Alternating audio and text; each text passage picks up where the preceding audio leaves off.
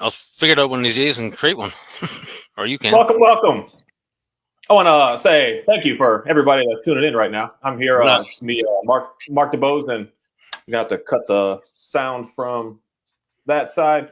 And with Mr. Robert Hynes to have a discussion tonight about some dogs and dog training and dog stuff to continue to keep on going further, further and further into getting a better understanding of what's going on here and why what we seem to be doing is the main words I want to use here is backwards. It's not working in a backwards sense. That why do I keep needing more and I don't get to the point of legs? Why do I keep needing to do things that I don't even feel comfortable doing, thinking that that's what's going to be able to give me what I want in the end, and realizing that most cases what we're doing things that are absolutely destructive, and it's leading us to keep going backwards because we're trying to listen to someone that has the words I want to use here as an alternative motive, that they're not really looking out for the best of you, they're looking out for the best of themselves.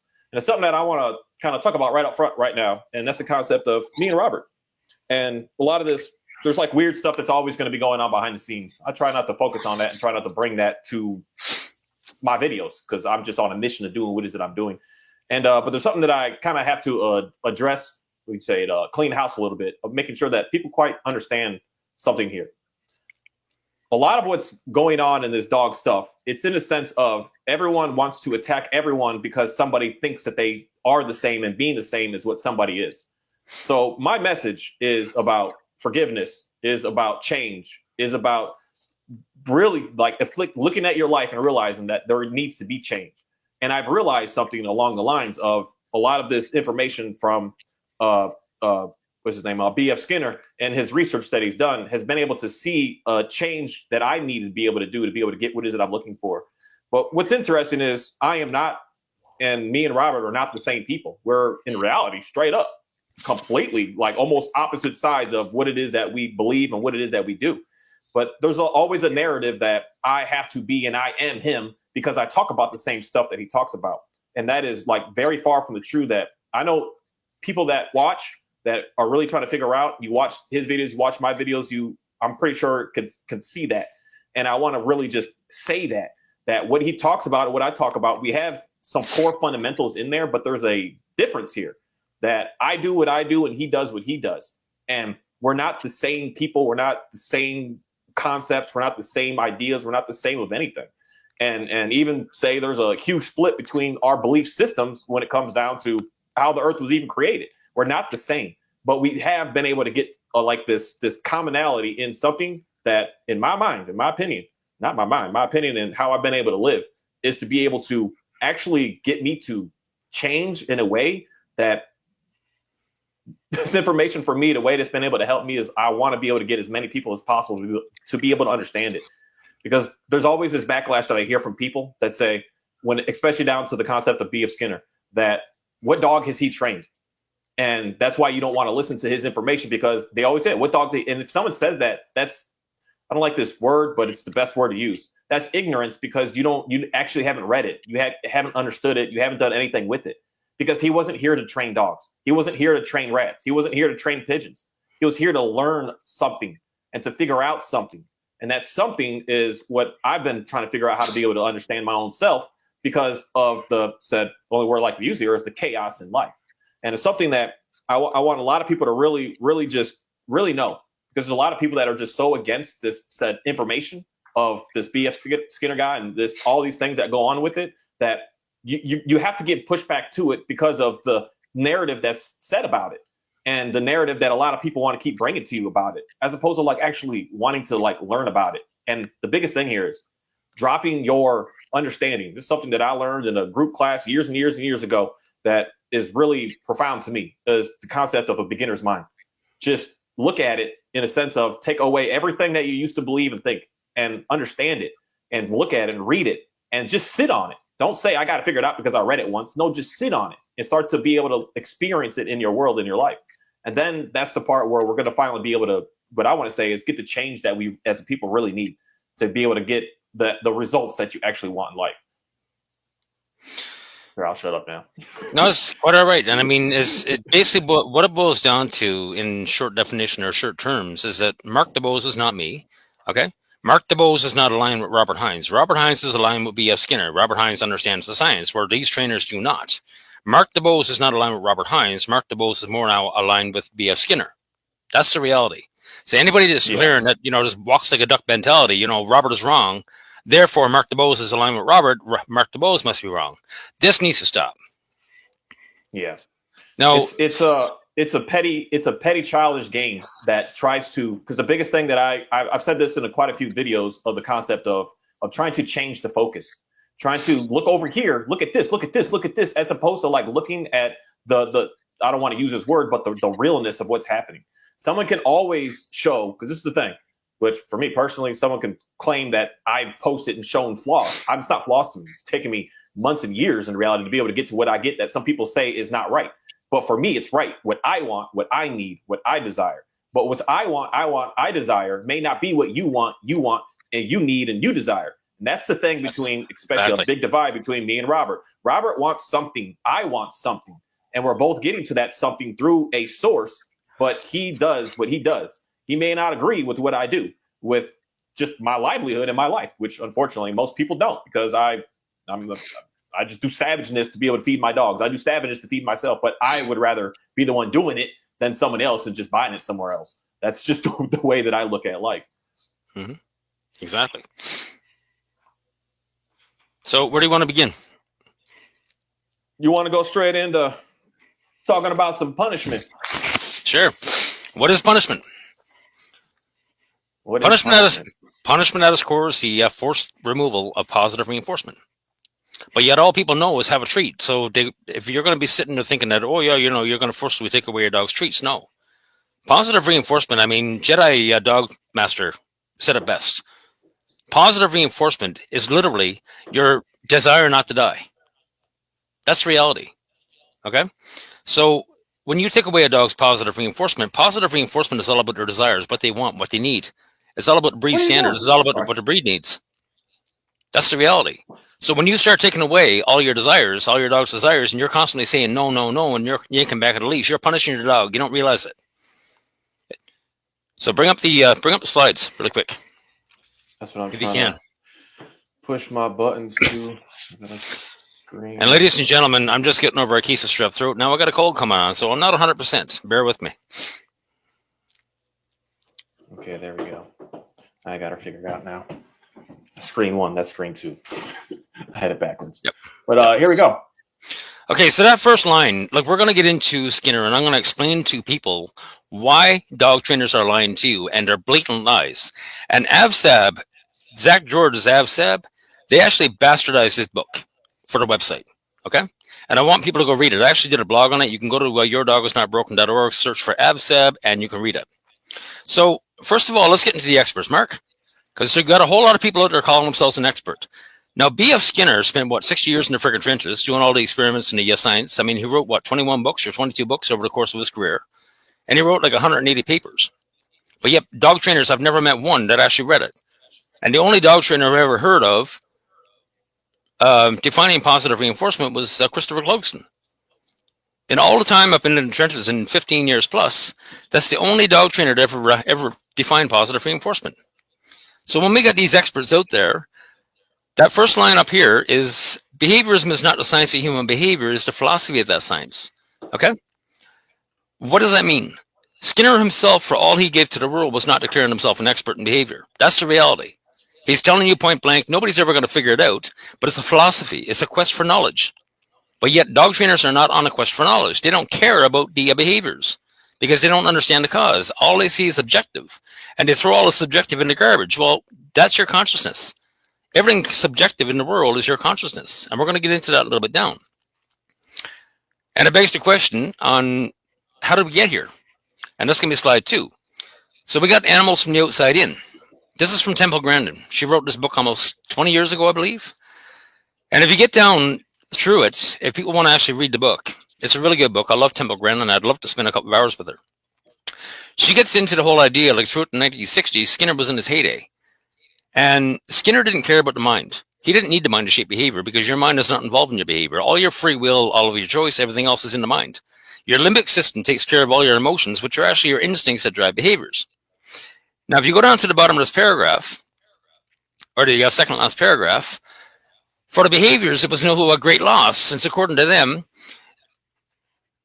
environment was the only thing that mattered. So some animal behaviors took this to the extreme, teaching that animals didn't even have emotions or intelligence, and animals only had behavior, which is shaped by rewards and punishments, positive and negative reinforcements from the environment. Now stop and think about that. What they ended up doing, and what she's describing here, is the assassination of B.F. Skinner and the replacement of B.F. Skinner with Edward Thorndike, which is methodological behaviorism. And methodological behaviorism, you're going to see further down, actually cuts the head off the dog and throws it in the garbage, because all they want to do is focus on behavior. They don't care about the emotions, they don't care about instincts, they don't care about the mind, they don't need all that stuff. All they focus on is behavior, the objective. And you will hear trainers point blank say, all I'm concerned about is objective. You can't just throw all the subjective in the garbage. And the problem is, all of the subjective, Mark, is what? It's called science. And we got trainers out there point blank saying, oh, Skinner was full of shit. I don't give a shit about science. I don't care about Thorndike. I don't care about nothing of that. So all they see is objective, and that's all they want to see is objective. Because the methodological behaviorism throws it all in the garbage. And methodological behaviorism is the Skinner box. It's that method of behavior modification used in reward and punishment, correct? Yeah. And this the biggest concept here of why you can, it's the word that I could use. You force your will upon something thinking you're getting somewhere, but you're not getting anywhere because you're not inflicting the change that you're actually needing. You're inflicting the change on what you see. What you see, you say, I need to address this, what I see right now. But if all you're doing is attacking what you see, sorry, attacking may not be a right word, but if all you're trying to do is say train what you see, you're not going to the core of why we're seeing what we're looking at, what's actually being presented in your face.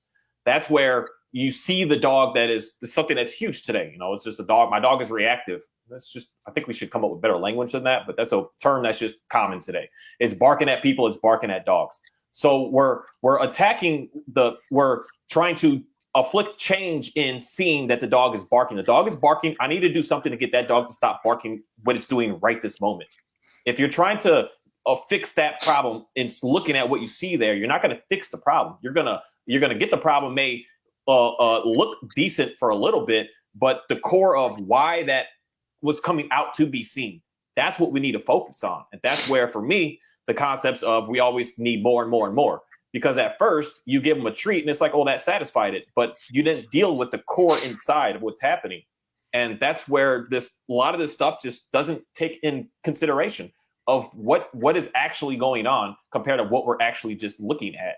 That's the big thing that I've learned about this is something for us as humans, people. This dog stuff comes along with us. They're doing this in reality in the sense of seeing us as humans. And that's why when you do something, when you get angry, are you looking at the anger or are you wondering, why did I get angry? Sometimes you could just go to sleep and wake up and you wake up hostile. You're like, why am I hostile right now? Like, what's going on? You have to rethink what was going on beforehand to see where I am here now. You can say I'm hostile. Let me go ahead and smoke a joint, for instance, right now, because I feel hostile. All you're doing is running away from the problem and you're just going further into it even more because you're asking, why did this even start? And then when you do that year after year after year after year, you forget, you don't even know who you are anymore. You're just a body that just doesn't even know what you respond to, what you react to. It just happens. And you don't even know how to deal with it outside of coping with it. Yep. Now let's go on to the next one. So the third paragraph here, a special case arises. Now this was published in 1938, I believe it is, and it's from a book called Behavior of Organisms. Okay. This is all B.F. Skinner quotes. And Skinner zoom in a little bit. So Skinner actually defines what positive reinforcement is. And positive reinforcement is the removal of negative reinforcement.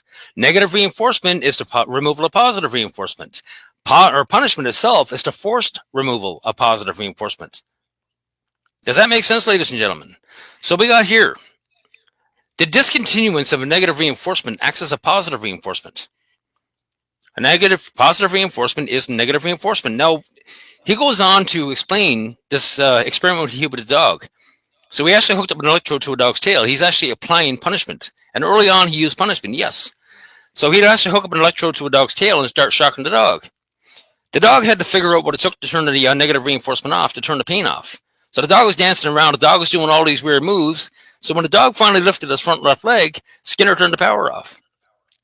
Now, stop and think about that. How fast do you think it's going to take, if Skinner turned the power back on, how fast do you think it's going to take before the dog learns to replicate that move of lifting its front paw? This is why shock collars work, ladies and gentlemen. Yeah. Okay? Yeah. This is why they call it replication. So, and if we keep going down, just bring it on a little bit closer, Mark, if you can zoom it in. I'm getting old and going blind now. And I left my glasses in the car. Oh, there we go. Okay. Now, the paragraph here I shall have to be technical. So the next one down. Scroll up a little bit. Yeah, right here. Now, this one paragraph blows the shit out of everything dog training. And it's from Walden too. One paragraph destroys dog training. I shall have to be technical for only a moment. It's what the science of behavior calls reinforcement theory. The things that can happen to us fall into three classes. To some things we are indifferent, neutral.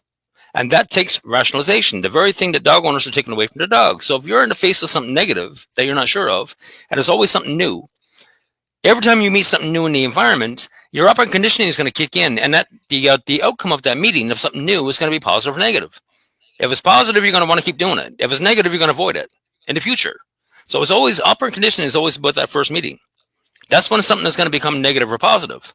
And you cannot have positive or without negative. They're yin and yang. Positive reinforcement is the removal of negative reinforcement. Negative reinforcement is the removal of positive reinforcement. So when dog trainers like Zach George are going, it's all positive, they're full of shit. So, indifference. So we're getting into fight and flight. So things that can happen to us fall into three classes. To some things we are indifferent, which means socialize. It's not a big deal anymore. You've overcome your fear, and you put it in the positive consequence bucket. It's not a big deal anymore. Other things we like and we want them to happen, we take steps to happen again. That's your positive consequences. When something is a positive consequence, we tend to keep repeating it. But here's the dark side of it. If you go into a store and you buy a scratch ticket and you win $20,000, that positive consequence is going to keep you ponying up. And eventually all those positive consequences are going to become a positive reinforcement, which turns you into a gambler. So anybody that tells you the positive reinforcement is all positive, they're full of it. That's the reality. Positive reinforcement has a huge dark side, and negative reinforcement has a huge plus side. Let's keep going.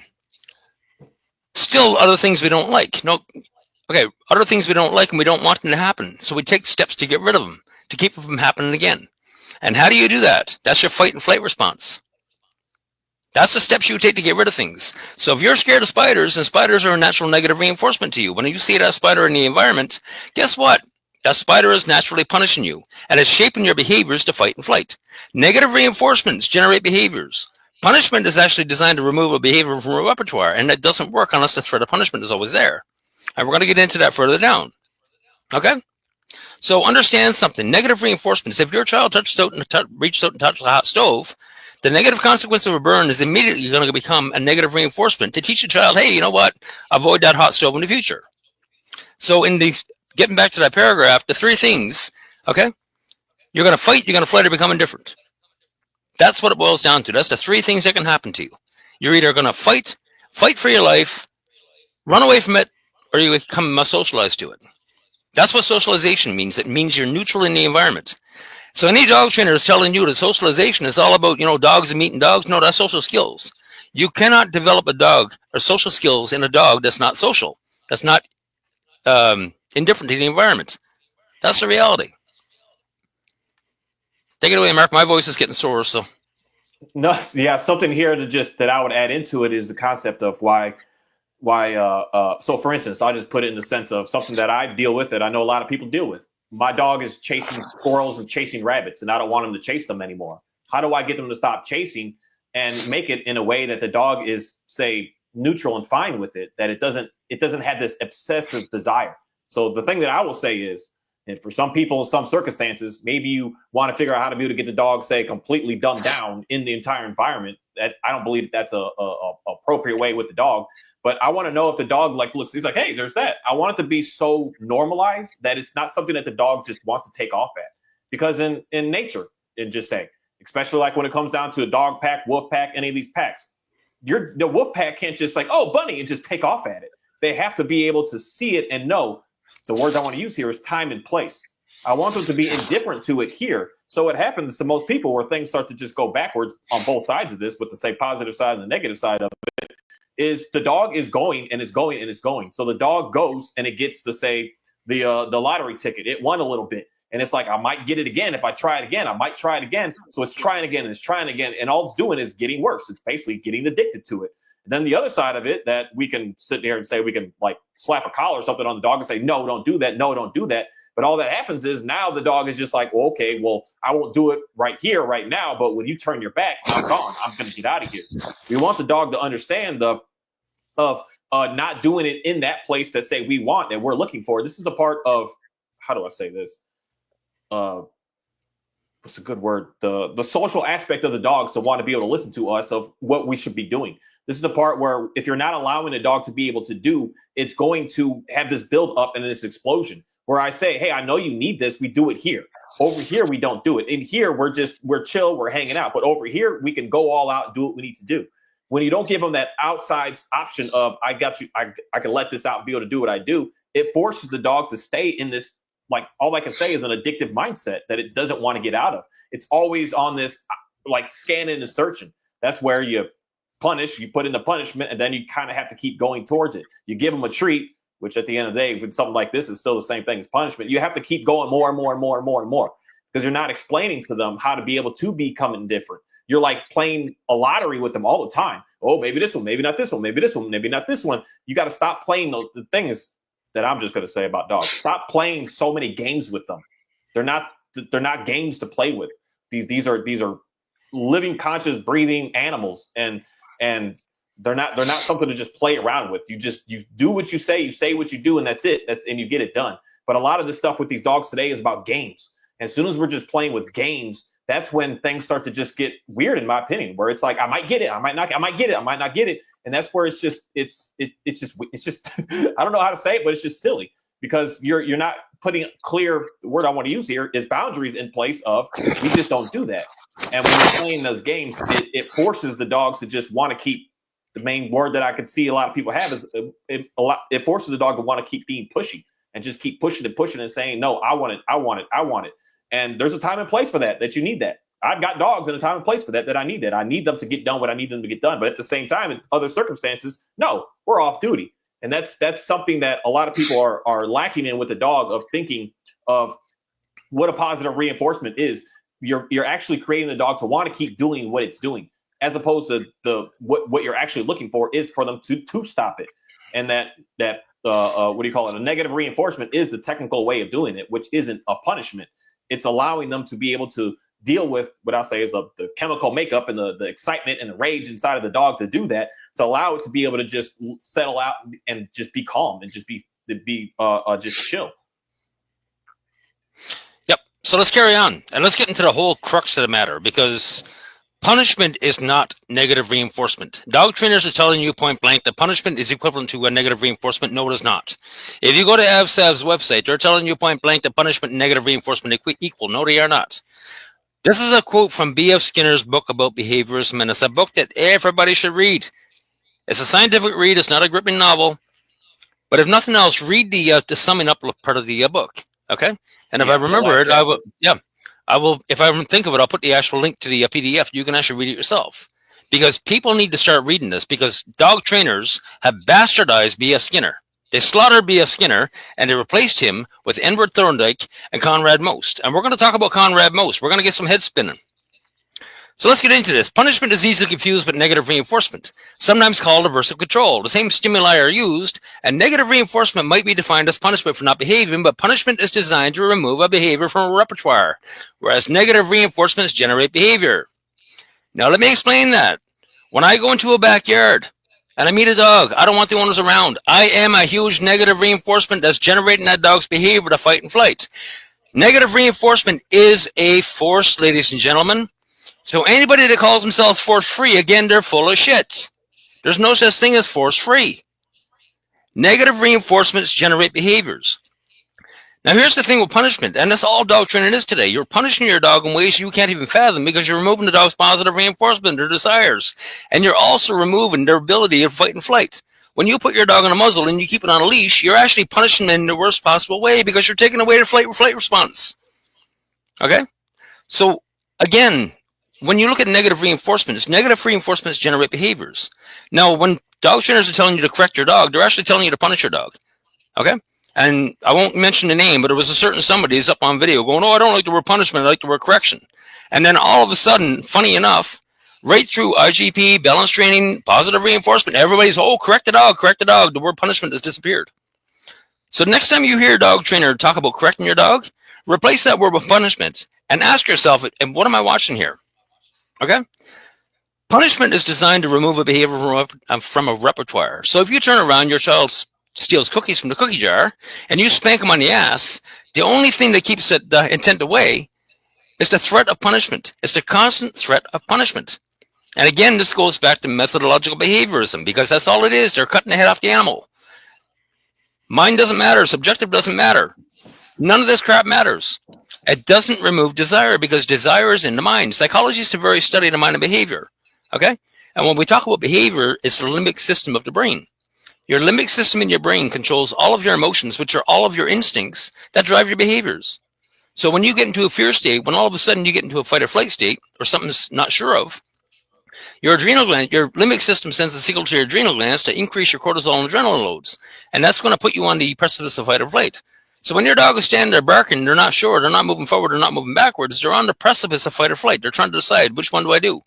Do I need to fight for my life, or do I need to run away? And I got a great videos of Monty doing that. Now, when you're punishing your dog, you're actually trying to remove positive reinforcement. And it's a forced removal of positive reinforcement, or the forced application of negative reinforcement. And you're trying to shut down a behavior. This is why we all hear stop behaviors, shut down behaviors. Everything from IGP to balance training to positive reinforcement. They're all about stopping behaviors, because all they're focused on is objective. But when you understand this book, you're going to see the subjective in the world, and you're going to put the head back on the dog, and you're going to start understanding that all of our behaviors are hormonal. That's all it is, controlled by the limbic system of the brain. All of your desire, your free will is in your mind, and your mind has no impact on the behaviors. That's what Skinner is telling you. Okay? You have free will in your mind. Just you can have all the desire in the world for whatever you want. Your limbic system of your brain is going to decide whether it happens or not. Now take it a step further. Have people ever actually experienced a hair stand in the back of your neck? You ever feel that, Mark? Yeah. Yeah. What does it mean? Unfortunately, with just livestock, my bull, he can terrify me in half a second. I can feel him Exactly staring at me, and I'm like, buddy, what you doing back there? But the thing of it is, there's times where it actually happens. The hair stands in the back of your neck, and your mind is trying to catch up. Your mind is always playing catch up with your behaviors, because your mind is not involved in the behaviors. So when your hackles go up, your mind is going, okay, what the hell's going on? My spider senses are going off. I'm sensing danger around. But again, your mind is catching up. Here's the thing. Could you control those hairs standing in the back of your neck? No. Okay, those are your animal hackles. If you can't control it, guess what? Your dog can't either. And people really need to chew on that. When your dog's hackles go up, they can't help their behavior. It's a response to something in the environment. They're products of their environment. Something in the environment is causing them to react like that. And their mind is not even kicked in yet. So when your dog's going fight or flight, their mind is trying to catch up to what the hell's going on. They're trying to figure out what's going on. And us as humans are the same thing. And that's the difference between methodological behaviorism and radical behaviorism. Methodological behaviorism does not allow you to compare human behavior with that of lesser species. Okay? So we've elevated ourselves. Methodological behaviorism elevates us above the rest of the animal planet. The reality with Skinner would actually tell you to replace your dog with a human child and ask you what you would do differently. And people go, oh my God, no, you're not allowed to do that. Well, the reality is he was replacing human with dogs, pigeons, and rats in his lab. He was doing experiments on animals in a lab to understand our behavior. It wasn't the dog, like Mark said, he wasn't training dogs in a lab. He was doing experiments on animals in a lab to understand our behavior. He was a human psychologist. He was interested in human behavior. So all of this crap that dog trainers are feeding you, you need to understand that they're lying to you. And most of them know they're lying to you. Because if you listen to dog trainers, they're all blaming B.F. Skinner for the quadrants of dog training. But the problem is they're blaming the man that openly opposed punishment for the quadrants of dog training. How are you going to blame a man that openly opposed punishment for the creation of the punishment quadrants? Make that make sense to me. Yeah, something that I'll say in this, that just my personal life experience that I've seen on this concept of just thinking about the word punishment, and just something for all of us to really just look around. If punishment was so effective, why do we still have jails? Why are they still getting filled up? Why is it all still there? If punishment actually did anything? Because in most cases, what happens? People go to prison And what is it? I don't know what the numbers are, but the numbers are like significantly high that they go right back again and do something. The punishment doesn't make the change that most people are looking for. And at the same time, punishment, because dogs are very similar in the sense of pretty much everyone should, if you don't know this, they're very opportunistic. They're looking for the best of, the best in. They're not like trying to, they're just, they push, that's what we as humans also do. We just push, we want more. And something very interesting about that is, haven't you ever gotten in trouble for something as a child and you just did whatever you could to like get around it the next time? You got punished for taking cookies. Your mom smacked your hand or whatever. The next time, you just made sure that she wasn't in the room, in the house, anywhere near around. So you just did it behind their back. You just got craftier. You got smarter. You didn't actually learn from what it is that they were actually saying. That's where there's, say, different things that you could do to be able to explain what you want and what you don't want. And it doesn't come down to only just saying, I don't want this, I'm going to punish this out of this. In most cases, unfortunately, that's what is the key driver to making them want to keep doing it more and more and more. It doesn't just make it just completely just go away. It's I see this from kids all the time. You tell them not to do something, and the first thing they do is look around the corner and see if you're looking or not, and they still do it. That's the power behind what we as people really just are. And it's the same with these dogs. They act that same way. So when you say, hey, you punish the dog, don't chase that squirrel, what does the dog do? I see this so much. I mean, I've seen this with my own personal dogs until I started really starting to see a difference, especially out in public. It's out in public, your dog chasing, in my opinion. Everyone, y'all do what y'all want to do, but just me. Out in public, I can't allow my dogs to just freely chase stuff. It's dangerous. I don't want a dead dog. That's all that it comes to my mind. But what happens is you say, no, you're trying to punish them not to. You pick your phone up and you look in your phone. The dog is ready to go, dragging you down. And I've seen this at the park so many times. It's just, it's not funny anymore that it happened where I go, especially where the playgrounds are and stuff at the parks, that the dog is with the owner. But as soon as you look away, that dog is just, it's gone. It has nothing. It has nothing at all that it wants to pay attention to. It's opportunistic in its way. And we're creating them to get more craftier and more craftier, as opposed to creating them to want to, a word may not be the right word, but want to obey. We're forcing them to not want to listen to us, as opposed to getting them to want to listen to us. That's a big issue I see with a lot of folks. Oh, we got a special guest. I just seen Dale McCluskey show up.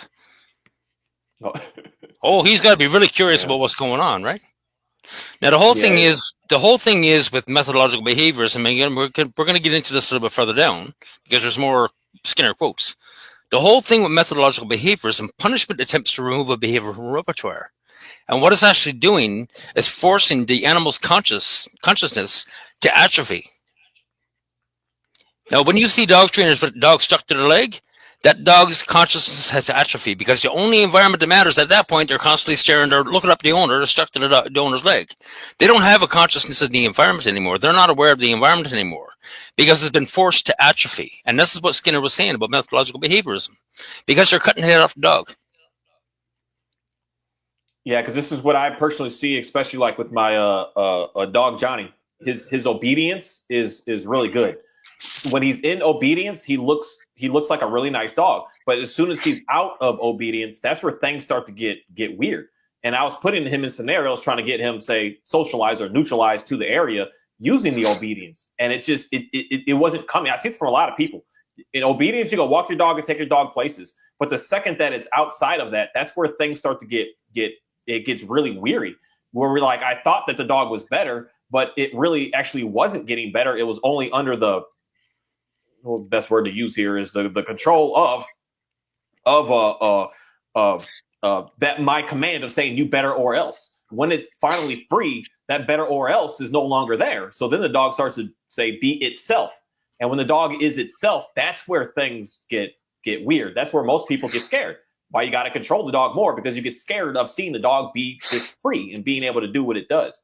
And that's the biggest part that starts to, in my brain, with what I do with these dogs, in the sense of giving them a little bit more of that freedom when that freedom is needed, and allowing the dog to be able to be who they are, an independent animal, not a dependent animal on me. I want the animal to be able to think things through on its own and knowing what to do based on my leadership and guidance to the dog, as opposed to me just laying the law down, I guess I could say. If you don't have any other choice but to be with me. And that's what, at the end of the day, is causing so many dogs, like the word I use here, stress, it may not be the right word, but why they're flipping out at everything, because they're with somebody and they're stuck. They're just stuck.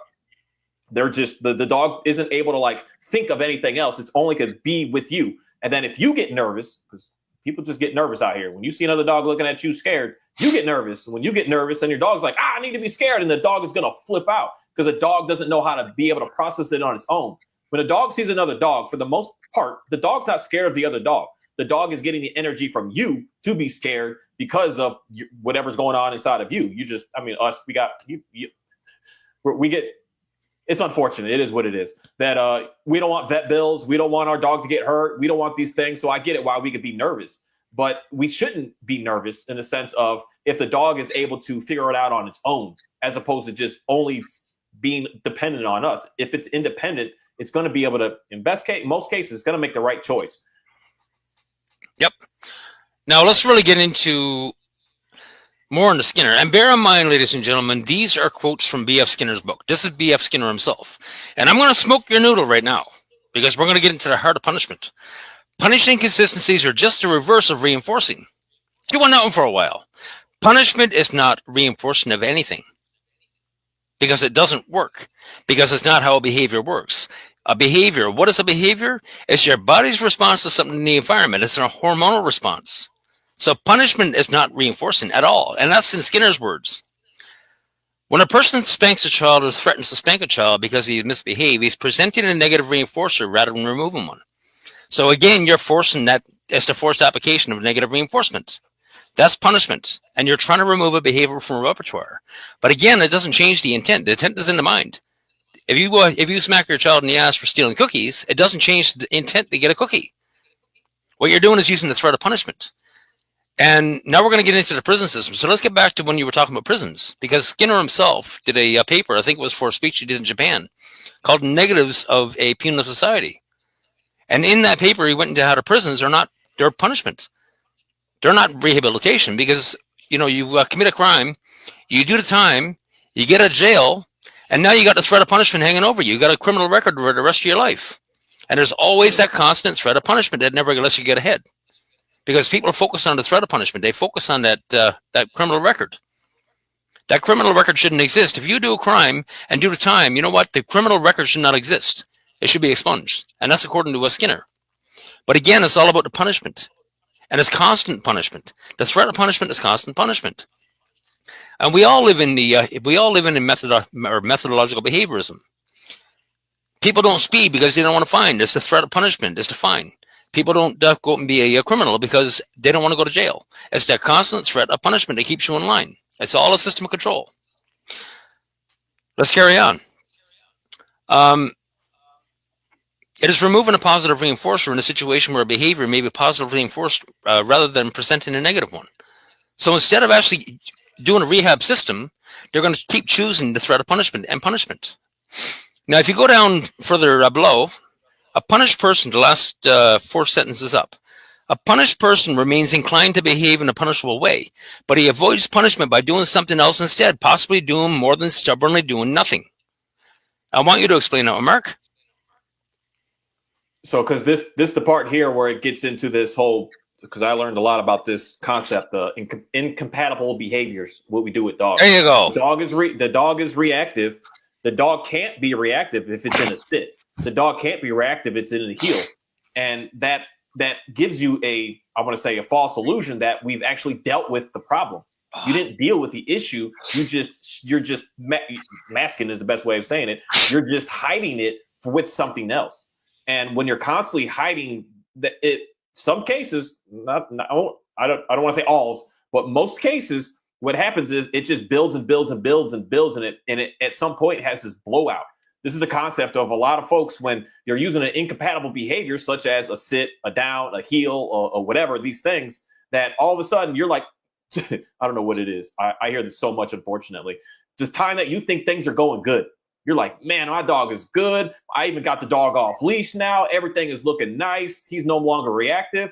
And as soon as you basically, I'm going to say is like, let your guard down, the dog does something crazy because we never dealt with the core of what's going on. We're constantly just punishing that dog, saying no, no, no, no, no. And then when that punishment said goes away, or that punishment, he thinks that, because again, the opportunistic part, when you're driving on a 60, do you always go 60? Or sometimes you do an 80 because you're like, I know this area, I know where the cop sits at. So you're going to do a little extra here and there. And if you never dealt with, like, for me, for instance, just why I'm still trying to question that concept. Why I drive cruise control everywhere. I just don't care anymore. I'm just like, I'm not worried of punishment. I'm not worried of anything. And that's what I'm trying to get my dogs to also understand, that I don't need to perform because something is going to happen. I just want to perform just because the thing I can say is it's just what's best for say my dogs and my family unit is best for what the family unit needs. We don't need to be pushing at each other and fighting at each other. And the punishment, unfortunately, makes us have to fight against each other, wants to keep us in this battle with each other all the time. We never get to this place that it's just like, hey, well, let's just hang out. It's always, if you don't, then you better watch out for this. And that's at the end of the day, that just brings a level of toxicity that just doesn't need to be there. And we're hiding all of this in the sense of, if the dog is looking like this in a moment, then we're good. But it's not. We're just running away from what's going on. I'd rather see the dog barking, lunging, and going crazy to figure out, like, why are you doing that, buddy? Rather than see a dog in a heel position that I'm looking at it like, I'm not sure what's going to happen here. I don't know, because this is where people get messed up. You think the dog is good, and then all of a sudden someone wants to come up and pet your dog. You're like, oh yeah, he's been good. And then the dog comes and snaps. We didn't fix why that dog was barking. We just said, sit here. And now he's sitting there. Someone put too much pressure on the dog because he's scared or whatever. Most cases, unfortunately, scared. He can't. It boils over, and it has to lash out. It can't just keep going. Some dogs will just submit. They'll lay on the floor. They'll pee themselves. They'll belly up to like do these appeasement things and saying, please, please don't mess with me. But it's not those ones that we're struggling with. It's the ones that are just wanting to go, and we're not dealing with the thing. We're only just going to say we're going to punish it away, as opposed to saying, why are we doing this in the beginning? That's the main thing that we all need to do is look at these dogs and ask, why the heck is this dog doing this right now? Don't say, I don't like what that looks like. Why is he doing that like that right now? And then same thing with your own self. Why am I doing this? Why am I in this habit? Why am I scrolling on TikTok right now for 8 hours? What am I doing? Instead of trying to punish yourself from looking at it, and even for me right now, for instance, I'm messing my own self up by saying this with getting off Instagram. I'm avoiding it because I know I don't want to get in it. But why am I going to it? Why am I trying to watch it? Why am I trying to put myself in it to just keep going and going and going? Why am I trying to avoid it and thinking that that's going to help? I'm using an incompatible behavior. I just delete it. I just make it go away. But it's still there. And then for me, I don't know what this is. This social media stuff is fascinating because it's like it's on my mind every day. It's always there. Someone says something about it and it's there. And it's kind of like, let me get back in it. Let me check this out. I didn't deal with why. Once I figure out why, then I'll just look at it when I do, walk away and move on with my life. That's the same with the dogs in that sense. But if we're punishing it, we're not dealing with why we're going on, why this is happening. Why are you taking the cookie, kid? Why are you doing it? Why do I got to keep smacking you? If you have to keep smacking a kid over and over again, we have to figure out, dude, like, what's going on? What's happening to you? So we can figure out how to actually get around this. But if you just see the kid, you just smack the kids, you just keep doing that. The kid's just going to keep taking it. And it's just we're not getting anywhere. And at the same time, we're just saying, because this one thing I can say about that's incompatible behavior with that situation is have the cookie after the food. And that may work. But at the same time, why are you striving so much to wanting this treat, this snack? What is driving? What is your focus that is just having you to be basically like addicted to it? That's what we got to figure out. When you figure that out, the kid's not going to care about the snack no more. The dog's not going to worry about barking at another dog anymore. The everything is just going to start to become just indifferent, just natural, normal. You're not obsessed over it. That's like food, for instance, is a challenging thing for human beings. I mean, some dogs too. I mean, I got a dog that is obsessed over food, and it is just it's us as humans are the same way. Why am I obsessed over this food? Why can't I get away from it? Instead of trying to avoid it, instead of trying to do something different, like I'll chew on some gum, for instance, we got to figure out what's going on here. That's where a lot of this punishment is just it's natural. Unfortunately, it comes out of us. It's just like an instant thing. It's like we know these things of how to be able to do that. But you have to take a step back and say, is this actually going to help in the end? Or is it only going to help right this moment? That's the big thing about dog training that I kind of just always was weird with. I'm only caring about fixing it now. I don't care about the later. I care about what I see now to fix it. And we're not fixing the problems. That's not the proper word, but it's just an easy way of saying stuff. But we're not fixing the problems if we're not addressing why the problem is there in the begin with. Exactly. And B.F. Skinner himself, in his own words, states, the very object of the science of behavior is discovering its causes. That's the reality. Dog trainers today do not care about causes because all they see is objective. They're cutting the head off the dog. They're looking at everything. They're throwing the subjective aside, and that's where the causes lay. They don't care about the causes. Okay? And that's the entire issue today. Let's carry on with the next one and get into methodological behaviorism. Just scroll down a little bit, or scroll up a little bit. So, sorry. This is on this particular paragraph. I always get tongue-tied, so I'm going to methodological behaviorism and certain versions of logical positivism could be said to ignore consciousness, feelings, and states of mind. But radical behaviorism does not thus behead the organism. He's stating right there in that paragraph that methodological behaviorism under Edward Thorndike cuts the head off the dog. It takes away all the cause, all the subjectivity, throws it in the garbage, and all they're focused on is the objective, the behaviors. Stop the behaviors, shut down the behaviors. And ladies and gentlemen, if you're suppressing behaviors and not focusing on the cause, it's like we said in the last video.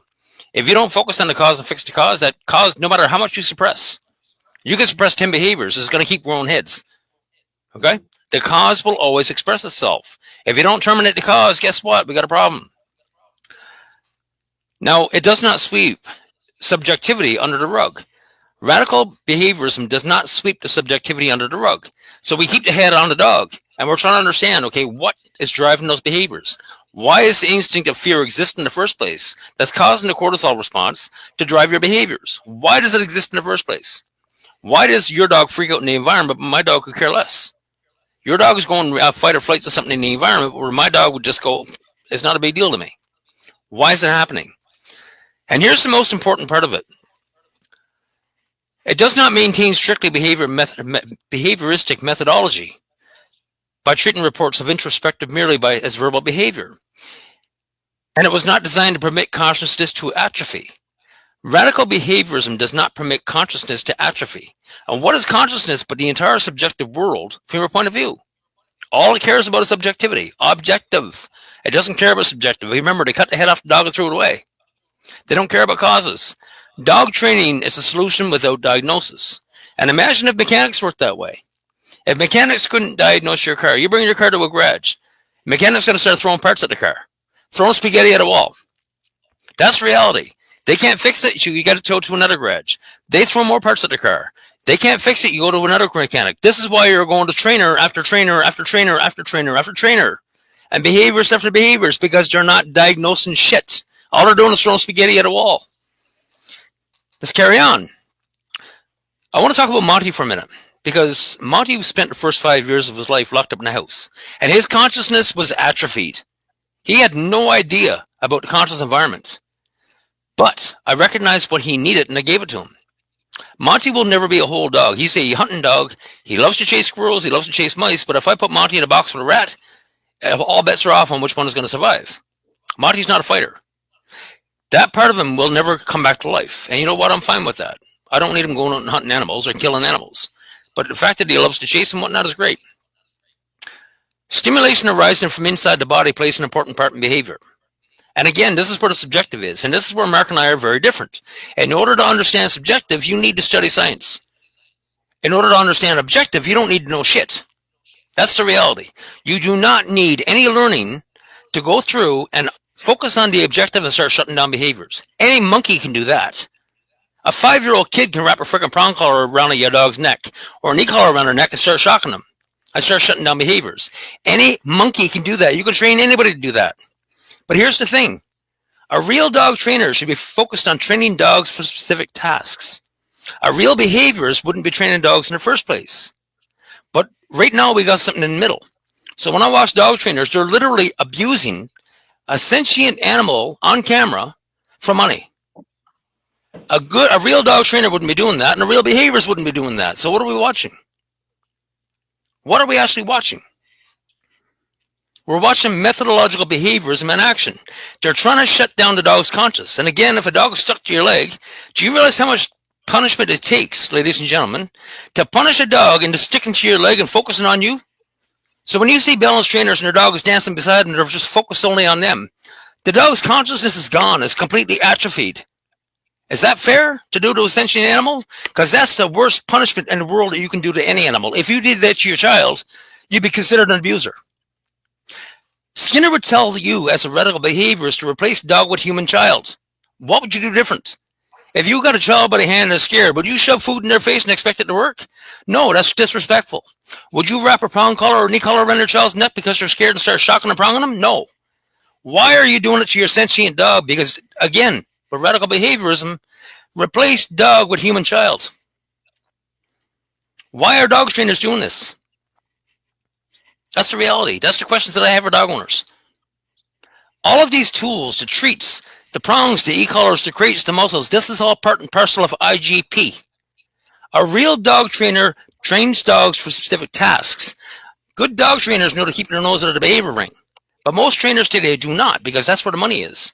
How many dog owners out there want a dog trained for a specific dog or task? How many dog owners out there right now have a family dog, they want to be trained for drugs or hunting or whatever have you?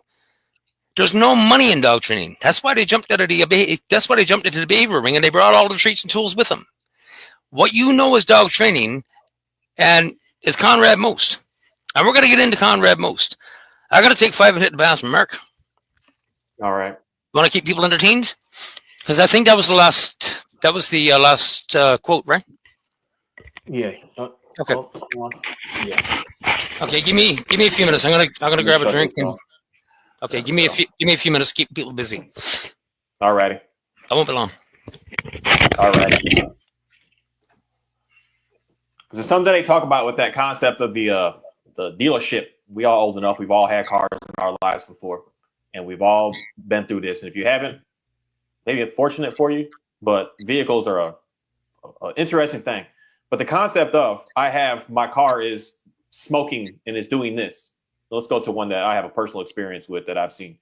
The car is hesitating. It's sputtering. It's doing this weirdness. I hit the pedal and it just starts to jerk and do weird stuff.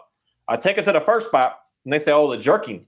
All they're looking at that is that jerk, and they're saying, oh, it has to be the transmission.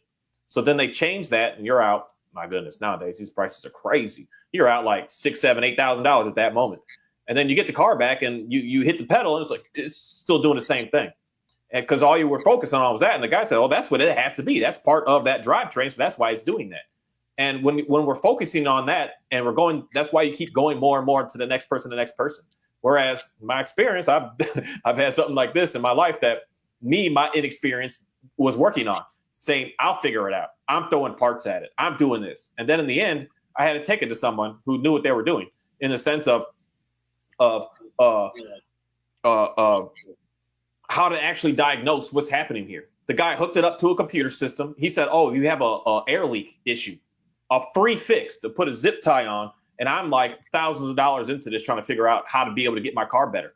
And when I finally looked at it in the sense of, oh, I need to actually diagnose what's actually going on here, as opposed to just throwing stuff to say, this may do it. That's the part that a lot of times what we're doing is, I guess I could say maybe foolish in the end, that we're the thing that is actually the problem is something that is actually like super simple to be able to fix, super easy. So something that is just it's easy is all that I can say. It's nothing that's this huge complex that I need to learn all these skills and learn all this and do all this. That's the part that I believe is the dilemma I see with us as humans. We think it needs to be something complex as opposed to it's just something that is just easy, simple, small. And we're trying to come at things in a complex manner when it doesn't need to be, because we're looking at it in a sense of not really wanting to diagnose what's going on, but just looking at it in the sense of it's doing so. If the car is jerking and moving, you can't drive it. And you're going into this, it's got to be something big. It's got to be huge, as opposed to no, it's something that is just so simple, a simple adjustment, then you'll be able to get on your path of what you're looking for. But if you're never wanted to even like look at that as an option, then that's where things start to get weird. You'll just keep going. And it's something that it is really weird. Because I want to talk about this comment here that I really am interested in. It's harder not to punish. Those who punish won't admit that. And this is something in my life that I personally, this is a struggle for me, because I see something happening and my instant go-to is I need to, the word I like to use here is react. I need to react. I need to do something, as opposed to just like slow down, so that we can figure out what's going to happen here. It is so hard to do that. I am going to say, because that's how we're programmed. That's what we're like, that's just how we're born and raised in the most part for all of us. All our schools are like the same. All our works are about the same. Everything is just set up in this weird world of just wanting to control everything because we're scared and nervous of what's going on.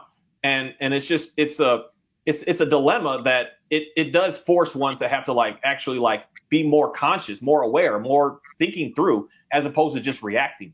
We all have a so-called reactive dog, and that reactivity comes from, in my mind, a reactive person that's just quick to just jump and just quick to just do, as opposed to like thinking through what's actually going on here. You get reactive because you get scared. Let's go to a car thing again. You get scared. I'm not going to be able to make it to work. I'm not this. I'm not going to this. And you start to panic. And you start to just I'll do that. That's what I need to fix it right now. And then you realize that actually isn't doing anything for me. And that's the unfortunate thing that I see that just really happens to a lot of people, that we're getting into things that just we need not to be getting into. Hello again. Hi. Sorry, folks, I'm still suffering, so. Life is life. Nothing's perfect, but everyone wants it to look and be perfect. And perfect is, who knows what perfect even is? We all see something as something. We all see something in what we see and think that is ideal. But then when you have it, do you actually want it? It's something that a lot of us should really think a lot about. You think you want something, you think you want it to be away and look away because you see it look over there, but it's really, most cases, not what you want. It's something that's just being force fed to us of how it needs to be and how things need to go. Exactly. And I mean, for me, I've talked to thousands of owners. You're really getting into this, like, and you're experiencing the dark side of the dog trainer now, because they're all starting to come after you. I've been dealing with this crap for the last 15 plus years. And I've had discussions with thousands of dog owners. I've had the same discussion with every freaking dog owner. I can type out pre-type responses right now because I know exactly what they're going to say. Okay? And I've been dealing with crap from dog trainers for years and years and years. And I've got thick skin. I could care less what people think about me anymore. I am me. And I'm not going to change for anybody. And if you think coming at me and barking at me and everything else, most trainers come at me thinking that they're the first one to come at me. They're just one in a whole long line of trainers. That's the reality for me. But here's that just goes right back to, so where is it on this slide? This part here. Let me figure that out. This part here of talking about the whole being indifferent. The thing is, if you're trying to go to somebody to fight, there's already something weird going on here. Why are we trying to come into fight and trying to be like, for instance, to say you're wrong, you're not right. I'm right. That's the part. It's like that we as humans are under all of this. I don't know. Language I'm going to use weird right now is weird, but the science makeup of what it is that we're doing. If you get into that, I want to fight. Why? Why do we get to that point? Why can't we just hear what somebody has to say and be indifferent to it, understand it, listen to it, and figure out where we want to go to next? But that's not the way it works. People come in and they want to fight. I have yet to go anywhere in say, just especially since I'm really starting to understand this more. I've never gone anywhere to somebody to say, I want to pick a fight with you. You're wrong. Let me explain why this is right over here. That's the part that it doesn't quite make sense to me personally. Yeah, everyone does what you do, but to me, I'm not going to go in and try to make a fight. I'm going to come in and say, okay, I'm indifferent because I understand what's going on here. I'm not going to be in, because once you're in fight mode, you're no longer in this sense of being able to just respond in what I'm going to use here is a healthy manner. You're automatically going to be in this weird hostile sense. It's going to be strange. It's not going to be just healthy. And that's what we need to get out of, because when your dog goes into fight mode, is it going to be a good thing that comes from it? No, something more likely crazy is going to happen. And then at the same time, running away in most cases for some folks and some things, that's what you need to do so that you can get away, and then you can get a distance from it so that you can like learn about it a little bit so that you can get to that point of being indifferent to it. And then you'll never have to get to the point that I need to fight with it. But most stuff, unfortunately, we just go straight into, I got to fight you. You're wrong. I'm going to fight you. You're not right. And just going into that. That's what we as a people, that's what this science is studying and getting us to be able to understand about us as humans. And this is what we're doing. This is how we are. We're reacting to the environment in ways that we can't say initially control. It just happens. But the thing is, you can take a step back and put it into a better way of control with more knowledge. And most people don't want to get to that point of knowledge. They want to go straight to fight, as opposed to, say, run away at first to get more information. Because I see this a lot with a lot of dogs, especially like, say, my shepherd Kahi. He's scared of, he doesn't like buildings. So I'm slowly putting him in buildings and buildings and buildings and buildings and getting them to be able to get into tighter and tighter and tighter, smaller places. At first, the dude is just looking in. He's got this, I don't know about that. So he's kind of running away. He's not going in and just going to go and attack it. He's just like, let me check that out. And then he checks it out and he realizes nothing has happened to me. Everything is fine. And then he takes a step forward. Then he's like, okay, everything is still fine. And then a step forward. And then he starts to get slippery on the floor. And he's like, oh my goodness, this is scary. This is scary. This is scary. And he makes a decision. Do I run away? Which most cases he does. He gets back again to where he found that safety. Then he's like, okay, everything is fine. And then he slowly just keeps doing that. But the thing is, he's got to do that on his own. I can't really do much with him to be able to get him through that. I can fake like it. I can make it seem like it's okay by just one classic thing that people like doing is just throw treat after treat after treat after treat after treat. But in best case scenario, it works. But that's not, we rarely get best case scenario. In most cases, we get an addict. We get a dog that's feeding the need and the need and the need and the need. And then when they don't get their fix, they don't get their need. Now they're starting to pace and do this and go, and everything just keeps going and going and going. It doesn't get to the point that it's like, oh, I'm good now. We need to investigate it on our own. It's especially just trying to go into fighting something because you don't know. That response is the only word I can use here is elementary. We should be smarter than this as a people instead of just going in and fighting. We got to come into it to figure out what is actually going on here. How can I be able to get myself into a better place here? And that takes, what I want to say is it takes skill. It takes the understanding of knowing that we got stuff that we need to work on. Let me take a little detour here. There's a comment here I want to address, and it's from Miss Lady May. The comment is on behalf of all dog owners in need of help. All of you fighting over who's right and who's wrong is confusing and making things worse for the people. You see, we're not the ones that are fighting with dog trainers. It's dog trainers that are coming at us. They're the ones calling me a bully. But yet, dog trainers are always the one coming at me. Yes, I've gone after a few dog trainers hard and heavy. But these are all the leadership. And I won't mention names. I've gone after these people, and I've tormented these people to the point where they actually shut me down. It's not us that are fighting. It's dog trainers that are fighting us, trying to shut us down. They want to shut us up. We are here trying to help you. This is the reality. Okay? I get the idea that people are getting frustrated, but all you need to do is sit down and read one book for yourself. And I remind me, Mark, I will put the link to the PDF of B.F. Skinner's About Behaviorism in the comments. And if you can sit down and read this book, you will understand that dog trainers are lying to you point blank, and they blatantly know they are lying to you. And number one, I want any dog trainer who claims that B.F. Skinner is wrong, it could be Dale McCluskey or anybody, to sit your face on camera and you explain to people why B.F. Skinner is wrong, and you debunk him live on a camera, because you can't do it. Most of these trainers are out there, they don't care about science. They fully admit that they don't care about science. They don't care about the subjective. They don't want to learn the science because it's too much effort. That's the reality for dog owners. For all the dog owners out there, that is the reality. Most of these dog trainers couldn't take 10 seconds. They wouldn't afford the dog 10 seconds to open a bloody dictionary to define a word, let alone open a science book and learn a subjective. Like I say, you could teach a monkey how to look at things objectively and wrap a prong collar around a dog's neck, start cranking and yanking. That doesn't help you out at all. All you're doing is controlling and managing. This is methodological behaviorism, and all you're doing is punishing the dog into atrophy. Okay? We're trying to help you out. All you got to do is listen and stop fighting with us. This is B.F. Skinner. We're showing you B.F. Skinner. The entire dog training industry blames B.F. Skinner for all this crap. They're lying about Skinner. They bastardized Skinner. Even AVSAB bastardized his book on their website.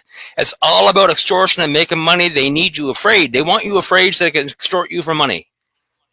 My throat is getting tired. You're good, because this here is something that just this is why I'm gonna whatever. This concept of none of you are the answer, and this is something that me personally, this is what I believe, that there's an unlimited amount of information out here. There's an unlimited amount of resources, but the things start to get weird when I'm just like, I'm not one that's, I'm going to put a never out there because I have to stick to this because I know where it leads to. I'm not one that's going to go out and fight against anybody because I know that doesn't go anywhere. But the weird thing is people try to come and fight against me as if I'm giving information that is putting people's lives in danger, that they're going to die all of a sudden. They're coming so hard with the intensity that I'm saying something that is going to just get you killed. And everything is just going to get so bad to the point that your life is going to end. And that's the information that people are like coming basically at me, and then same way at Robert with that. That's what's weird to me. It's like this mentality that is, all I can say is an internal thing with certain people, that they have this drive of, if they're not right, then they're worth nothing. And if you're worth nothing, you're worthless. And if you're worthless, you basically are, in the basic sense of saying it, a suicidal type person, that you have to be right to have any value to be alive on this planet. And if you're not, then you got to die. And that's the attack that's really coming in. I've never made a video that is going to say to somebody that your life is in danger, that I'm purposely saying this, and everything's just, your dog, you're struggling with them now, and you listen to me, and now all of a sudden the dog just bit your face off. I'm always saying, especially in anyone that certain comments and certain things that come in, to say, hey, thanks, Mark, I appreciate that, because I said, you need to stop doing something. You need to change something that's going on here right now. You need to swing away. You need to get away from something. I'm not saying, hey, your dog is pushy. This is the part that, like I said, I'm not going to go in and fight with anything, but this is the part where it's weird that you have a dog. This is where their mindset comes and tries to group everyone in this like group. Like, if you speak like this, if you speak like so the words be used here is a permissive type person, then all of you are the same. And we're not all the same people. We're all different individuals, and all of our dogs are also different individuals. But if I'm saying to you, this is where things in me are strange when, say, dog training. The dog is pushy. The dog is growling at you, showing teeth at you. I have never said to a single person, throw a treat at that dog to get that dog to stop doing that. In my mind, that doesn't make sense. In my mind, I'm putting that person in danger at that moment, because that dog is going to only want to keep getting that higher and higher value item. And that's where I'm the one that's walking into people's houses, because the dog is guarding the pantry, not letting people in their kitchens, because the dog is taking ownership of, throw the dog, treat at the dog, because the dog is showing aggression in a sort of way. I'm not doing any of that, but yet people are coming at me as if I am that, and I'm not that. People come at me and categorize me in the sense of, I am the same as Zach George, and I am, to the core of, the opposite. I'm the complete 180 from that. I'm not even gonna put it like that. He's over here and I'm over here. We're not even on the same circles, the scales here. But since how I talk, people want to come in and they want to try to just do this campaign of everything is wrong and they're only going to make you, everything is going to get worse. That's what's weird to me. That's where, for me, I'm getting more experience in all this, is seeing more of the science behind us as humans and our behavior and how we work, and how to be able to like realize what's going on here. Because that's what's weird. If I was purposely trying, that's the thing that I'm not 100% on. I'm not 100% what I'm about to say. But I believe that some people are purposely trying to make things worse for you, so that they can get on the back end and come in to be the savior to save you. Some people purposely go to a car sense for a second. They purposely take a sensor off while they're doing an oil change. So did you have to come back and pay them a diagnostic fee of $275 for them to just plug the sensor back in? They're coming in to say that they're trying to help, but actually they're creating problems so that you have to come back again, so that they are going to, you're going to need them some more.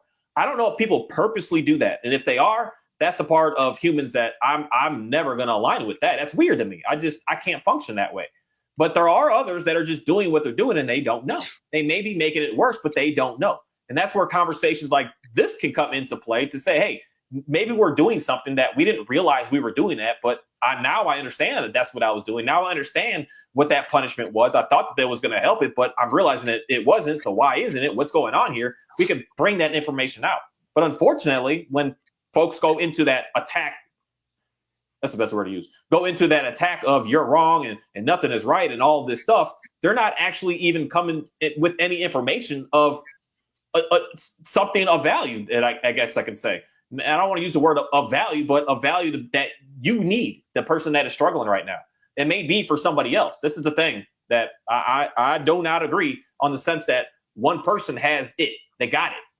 You got what you got for what that person needs. So how I talk and how I am, I'm going to say I'm not perfect. I got flaws. I got issues. I got mama issues. I got daddy issues. I got sibling issues. I got other family issues. I got issues with all kinds of stuff in my life. I'm not this like supreme being that's just like this, nothing affects me.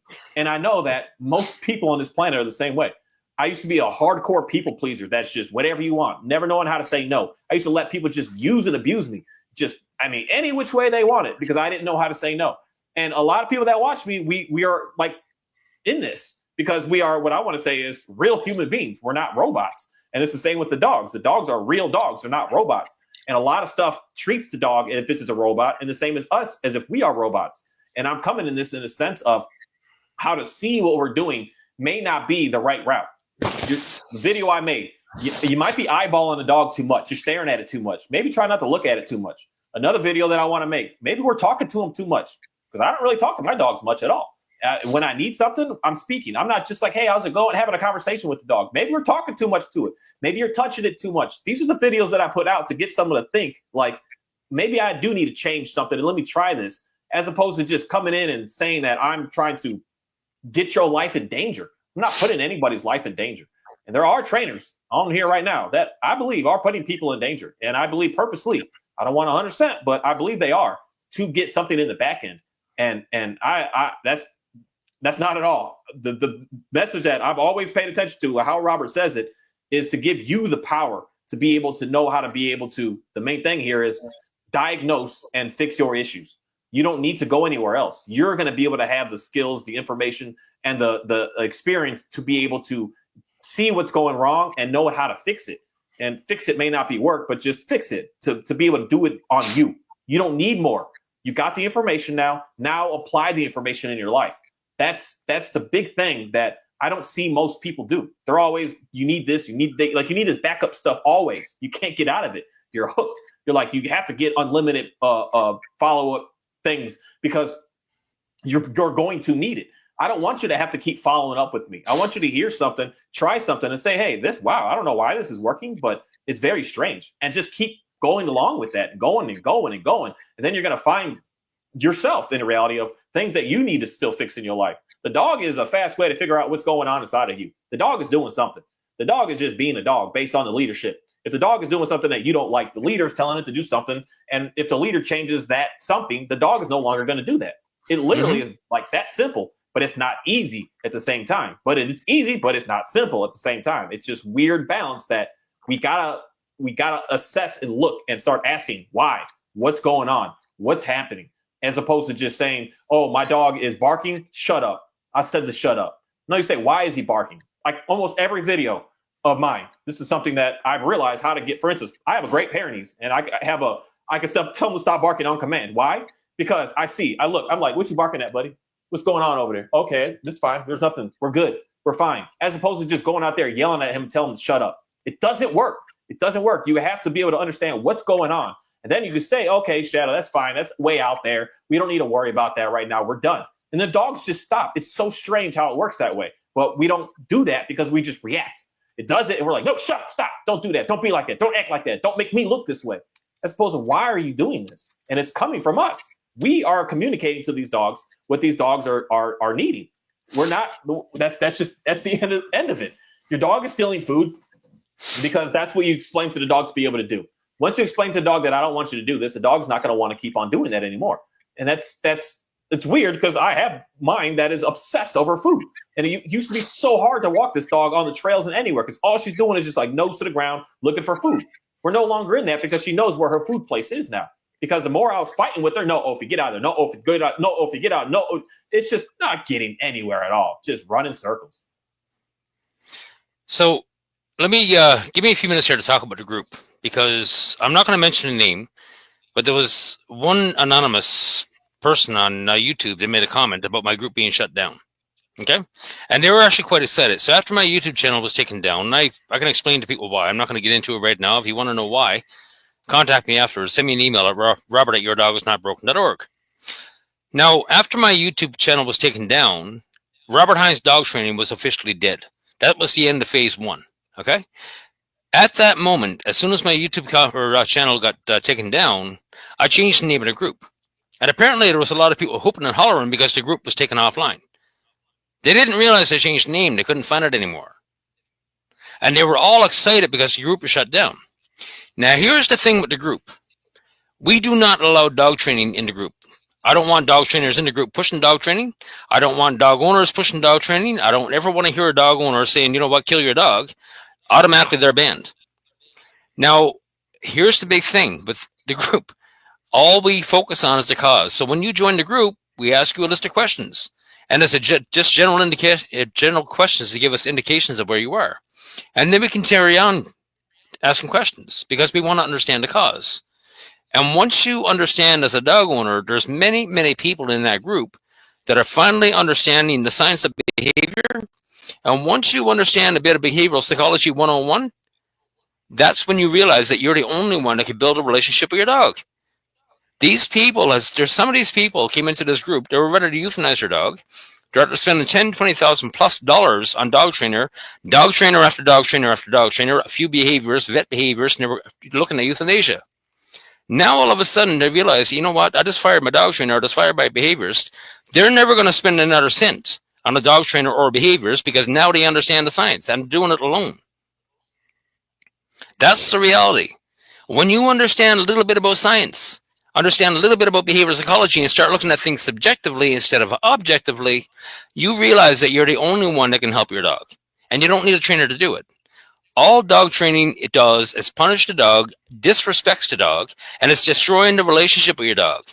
What we're pushing is to build that relationship back up. You've never had a relationship with that dog. And most dogs today they've never known a solid relationship with a human. That's the reality. All they face is positive and negative reinforcement, whatever have you. Being locked in a crate, being completely disrespected. They got no job. They got no purpose in life. They're just a freaking lump on the couch that gets to walk for twice a day. And I'm sorry, but if you got a Kelpie or a German Shepherd or an Aussie Shepherd, I guarantee you, they're not going to be happy with 2 walks a day in the freaking toy in a crate. The dog is not the problem. You are. And I'm sorry, but that's the reality. You need to change. I always ask dog owners what you want from your dog. I don't care. I don't want any opinion on the outcome of your dog. I always ask dog owners, and I've asked thousands of dog owners over the last 15 years, what do you want from your dog? It's very interesting because not once has a trained dog ever been a response.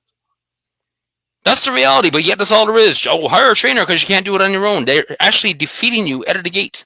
They want you scared. And let me tell you something. I understand how easy it is to sell dog training because I've been in the trenches. I've been in people's homes.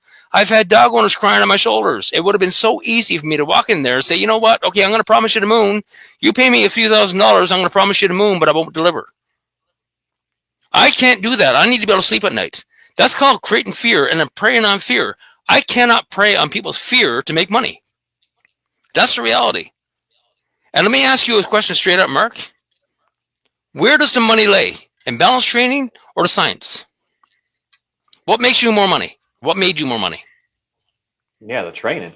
It's easy money too. It's because again, that's the part with me that I see you stressed, I see you hurting, and I fell into that because man, money is powerful. It's powerful. When you start seeing checks come in and all this, like you're giving people the said results that they're wanting right here, right now, based on what I'm seeing, it really is hard to look the other way. It really is because you just that money in life is like, my goodness, you will do you'll take someone's life for money. We do that as people. Unfortunately, it's deep. But it's the biggest thing is it's true that there's something that we have to change, something that we have to do, something that we need to start to understand. And a lot of training comes in and doesn't state it that way. It's the dog's fault. We'll fix the dog, and the dog's going to want to listen now. And some dogs you might get a little success that way, but most of them it doesn't work that way. Do me a favor, bring up that last comment. So last. Very last. Okay. Ms. Lady May, here's the thing. Like I say, I've been doing this for 15 years, and I've taken a lot of crap from dog trainers. Okay. I keep taking crap from dog trainers, and I'm going to tell people, a lot of people think I'm an arsehole. And you know what? Maybe I am. But I operate on the premise, you treat me good, I'll treat you better. You treat me bad, I'm going to treat you worse. If you treat me bad, starting off, all bets are off. That's the reality. I'm not tolerating bullshit from dog trainers anymore, and I'm not tolerating attitude. You want to come to me with attitude, you're going to get it back. And if that makes people think that I'm an arsehole, I'm not making a cent of what I'm doing. I'm running this group. We've got other people volunteering in this group, wonderful people, moderating and admitting the group. They're volunteering. We are not making money off of this at all. The only money I make is from one-on-one consults. That's it. Otherwise, I'm not making a cent. And I'm putting a lot of time and effort into for dog owners. And right now, Mark DeBose is doing the same thing. Mark DeBose is taking his time to sit down and do videos to try to help you. It's not about what we want from your dog. What do you want from your dog? You pick goals, and you let us know your goals, and we're going to try to help you achieve those goals. Because right now, dog trainers have you without a diagnosis trying to fix your dog, and all you're doing is throwing spaghetti at a wall and pissing money against the window. That's the reality. I get that people don't want to see fighting anymore, but it's not on me. All I have to do is put my face on camera, and let me tell you something. There's a whole lot of dog trainers out there start going fight and flight. In the face of a negative reinforcement, I am a negative reinforcement. I am the force, and these dog trainers are going fight and flight as a response. As soon as my face shows up on camera, people are to start to cringe and to get angry automatically. Just for my sheer presence, I'm like the spider. I'm punishing these people. I'm forcing their behaviors of fight and flight. And they can't resist. They can't help it. It's not my fault. And this here is the part that's interesting on like the why my first statement on the video is when someone is mad at Robert and they see that I make a video and I talk to the guy, they're automatically now going to be mad at me regardless of what I say and what I do. Yep. Because what is weird, what is something that's this comment is 100% on. There are common grounds. That's what's very interesting because I did hit those crossroads of I want to figure out to go, what am I doing here? The concept, the language sounds very similar. It's the application of what we're doing next. We're worried about the relationship with the dog. What the biggest, say, disagreement between all this is that really isn't much of a big one with me for whatever reason. I don't know why. I'm just getting thrown into the middle of all this because of Robert. Anybody that talks to him that says, hey, man, how's it going? They're going to come and unfortunately attack that person as well. The biggest difference, I'm going to say, with what I forget his name now. What these other guys are coming at, they say me in the sense, the ones that are coming at me with these videos back and forth, is I don't want you to change your being. I want you to change something that you're doing. I don't believe that you need to all of a sudden be like replicate and be somebody that you're not. I believe that you should change to be the person that you are. I don't want you to be different. I want you to be you. But most cases, we are not living lives of us being who we are. Something is dictating to us how we should be and who we are and what we should like and what we shouldn't like and what we should look at. I want to get people to realize, stop being that fake you and be you. And once you are going to see a huge change in your life. That's the difference between what I would say is both messages that I personally see. Everything is super similar outside of I want you to be you. I want you to see your flaws, things that you need to work on, things that you need to so that you can finally be your own.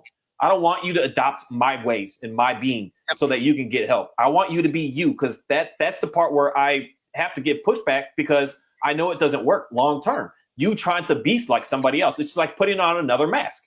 That mask that you're already in, not really being you, isn't giving you what you want. So let's find a new character. Let me add this on now. Let me do this and act this way to see if I get what I want. That's not, in my opinion, that's just not life fulfillment. Life fulfillment is letting go of the world, being in it, but not of it, and being you. That's life fulfillment for what I'm trying to be able to get people to understand. You're being a, say, people pleaser. That's not who you are. Something happened to you to make you be that way. And if you are that way, you're messing your dog up. You're messing yourself up. You're in a toxic relationship because you're being a toxic person. Being a super heavy, just anything goes, I don't care. That's a toxic environment to be around in. And we have to work on that to get you to be who you are, not that person. And I do not want to give a message of saying, oh, you got to be like me now. You got to, if you are able to be able to I don't know what to put there, but to act like me and be like me and talk like me and move like me, then that's the only way your dog's going to be good. I give a lot of pushback to that because I want you to be who you are. You can't be anything else. And that's the message that I hear. You gotta change you to be like me, and then you'll have something nice. I don't agree with that at all. At all. It's like at all. That's the weird part. Yeah, it's like a particular trainer. I won't mention his name, but I mean, he's calling out Montygate. He's saying my dog is a mess. I mean, when a dog trainer is actually attacking my dog, I got a problem with that, and you're going to get pushback. My dog is a mess. You show me your dog out in the freaking dog park, out in the middle of the wild. You show me your dog off leash anywhere. You don't even have a dog, do you? The problem is these people are, and we talked about this last night, Mark. Dog trainers will go through and they'll spend hours and hours and hours looking through our videos, and they're looking for negative. They're flipping through. They're missing all this positive stuff, and they're looking for the stupid little things that they declare negative. And I find that really interesting. And then we got the one trainer is, he highlights all these little things that he believes is negative. But yet he starts with the assumption that Robert Hynes is an asshole. Here's why. Now he's got to try to prove it. That's the whole thing, right? And that's what trainers do. That's what's weird. Yeah, that's the weird fight. You can look at something and say, hey, what are you doing here? What's going on here? But when you're automatically going out and looking for the negative in, that's the part that I want to help people out with. Like, I want to be able to say something so that you stop looking at the negative in the world and you start looking at the things that you actually like and desire and want to pursue in the world. That's the concept of like your punishment in that way. You're punishing yourself as opposed to just allowing yourself to be indifferent to it. You're forcing yourself into this fight mode, and it's very unhealthy because this it's the opposites. What you're putting out there is what's going to keep coming back to you. So if I'm out there putting out hate, for instance, and putting out disgust and what I don't like and what I don't care for, that's going to start to be my world. But if I put out a sense of, hey, calm, like chill out, people, like let's just relax, that's what's going to come to me.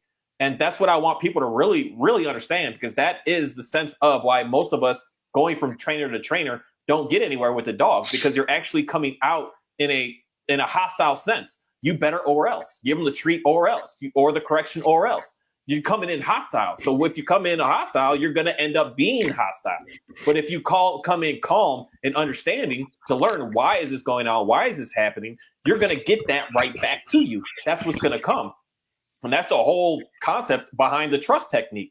And just being that what you want, not trying to be what you don't want, but be what you want. And that dog training, unfortunately, makes us be something that we're not actually looking to be. We don't want to be you better or else in our lives. And we're doing that on pretty much everything in our lives today. That's what I want people to see. Like, if you want your life to still be chaos, just keep doing the same stuff. But if you don't, do something different. Do what you want. Do what you're looking for. If I don't want my dog to do something, I'm going to do something in the sense of what I do want, not keep looking at what I don't want. If what I don't want and I'm focused over there, we're not getting out of it. We're going further and further and further into it. But if I'm like, I want to do this over here instead, then a dog's like, oh, okay, well, let's go into that because that's more exciting. That's more fun.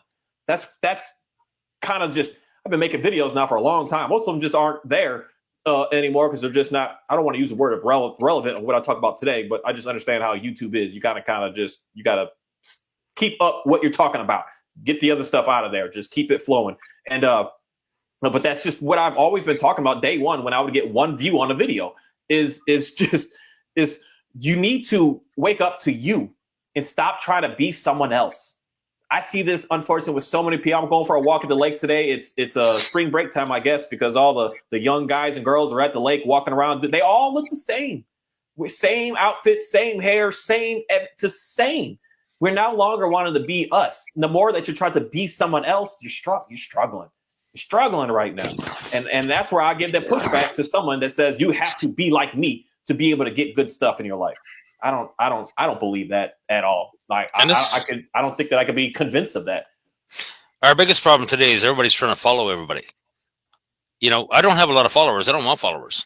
I'm just a messenger. I don't care if people know my name or not. In the group right now, I can't even use my real name, so I'm using my dog's name. Monty Hynes. I don't care if people know my name. As long as you understand and know B.F. Skinner, I'm fine. Now understand, dog trainers kind of attack you for certain things. You know, I don't have a perfect dog. I don't want a perfect dog. I have an independent dog, and he's a free-thinking dog. You know what? He's allowed to say no. That's the reality. That's what I wanted. Don't try to replicate what I got. I set goals when I first got Monty. I knew what I wanted. He achieved those goals. I set all those bars. He cleared them all. You know what? I'm happy with him. I love my dog. I'm so happy with what I have. He's not perfect. I don't want perfect. I'm not perfect. People go, well, like Monty's 10% arsehole sometimes. They're giving it a day. And they go, well, why don't you fix that? Because I'm 20% arsehole. I'm not going to fix me. I love my dog the way he is. I set my goals and I achieve my goals. What do you want from your dog? Don't try to achieve what I got. What do you want? Let us help you achieve what you want. Don't let a trainer tell you. Don't let a trainer tell you you need to achieve this. You're watching YouTube and trying to achieve the unachievable because you're watching a 10 or 20-minute video of a whole lot of abuse going on generally, and you don't have any clue what's going on in the background when the camera's off. You don't know what goes into that dog when the camera's off. You're trying to achieve the unachievable, and you're trying to achieve something that you do not want in the first place because nobody wants a trained dog. And that's the unfortunate, the hardest part for us as humans right now with everything that's set up in our lives. Our phones, our everything is just dictating our TVs, our movies, our series. Everything is dictating to us what we want as opposed to what do you want? What do you desire? And sometimes this is the thing. Some people you could fast track certain things to success in your life. Just do a fast of all your electronics for a little while to just get clean out, just clear out, just go away, just so that you can learn and realize what you actually desire. Because when you're getting ads all day, your computers are always like, even mine, it's always throwing these things at me all the time. Look at this, look at this, look at this, and look at this. So it's normal for us to get into that. And it seems like it's the right thing, but it really isn't. Because in reality, all they want is something from you. Not in the sense of you really even getting into a better place. They just want something from you. They want you to buy this. They want you to buy that. And when someone comes in and says, hey man, I got nothing to be able to sell to you. That's going to make someone look at it and say, like, what the heck is going on right now? Bring up that last comment from Nexus. And that's exactly it. Dogs are no longer allowed to have personalities. Their consciousness has atrophied. Methodological behaviorism always leads to the death of your dog. And Nexus, I think I'd like to have a talk to you. Would you mind sending me an email, robert@yourdogIsNotBroken.org? Because I'm watching your comments, and you're striking a lot of good curves with me. Yeah, because that is true. We don't want the dogs to be who they are. We want them to be who we want them to be. Yes. And that's the unfortunate thing, that we are getting force-fed that's how the world should be. The same way we do this with our children, unfortunately, and this especially anyone my age, and we're all in our basically like 30s, 40s and above. We're all kind of, your parents said, do this because this is what's safe. This is what's best for you, as opposed to what is best for you, what is that you need and you should do. So they put you in this smaller and smaller and smaller box to say, hey, this is who you need to be so that you could be able to live. And that's what we do to the dog today. We don't care what the dog does, how it looks, what's going on with it. We say, I don't like this about them. I'm going to change this, and we're going to move forward. And that's like, you go on any dating and relationship stuff on human to human stuff on YouTube and look this up. And that's what they talk about. Oh, woman, you could just change that man. You'll be get him to do this and do that. It's so normalized to think that changing something is going to give you what you want, as opposed to learning how to work with them for who they are. You're going to find something absolutely incredible in that. I'm going to go grab a drink. I'm dehydrated, so I'll be right back. All right. Carry on.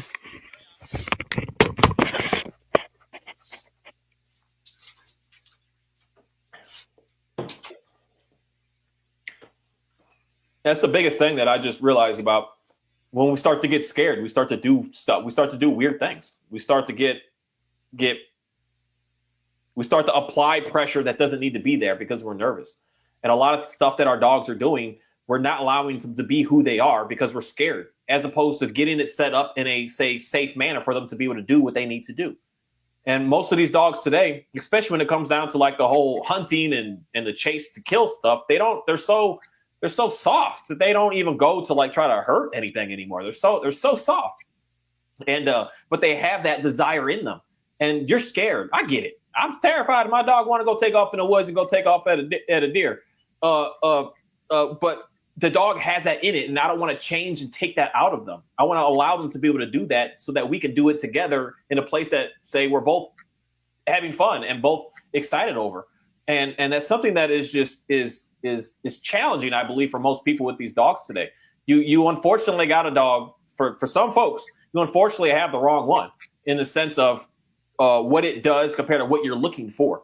And we can't just, some dogs you can just sit down, shut up, stay in the house. I don't want nothing from you. Some that works, but others it doesn't. It starts to drive them to this level of insanity because they have something in them they need to do. And if you never allow them to do that because you're scared, that's where you're going to start to, where I would say is you're going to start having a fight. There's going to be a fight going on there. But you have to be able to allow that dog to be able to do what it needs the same way that dog needs to allow you to be able to do what you need. Some of y'all dogs don't let you move because you don't let them move. Some dogs are hounding and all on top of you because you don't get off from hounding and being all on top of them. That y'all need a little bit of separation. And that's the concept of building up a more independent dog compared to the dependent dog. The independent dog is one that you see. I see you. I know who you are. I want to let you be able to do what you need to be able to do. And then the dog is going to look at you and say, well, man, I appreciate you for understanding. And the big thing here is listening to me. And now that you're listening to me, I'm going to listen to you. It's a back and forth. And that's the thing about dogs is incredible. They want to listen to us. They thrive for us to tell them what to do. They thrive for us to show them where to go and how to do some things. They absolutely love that aspect about us as humans because we've been doing this for thousands and thousands of years at this point.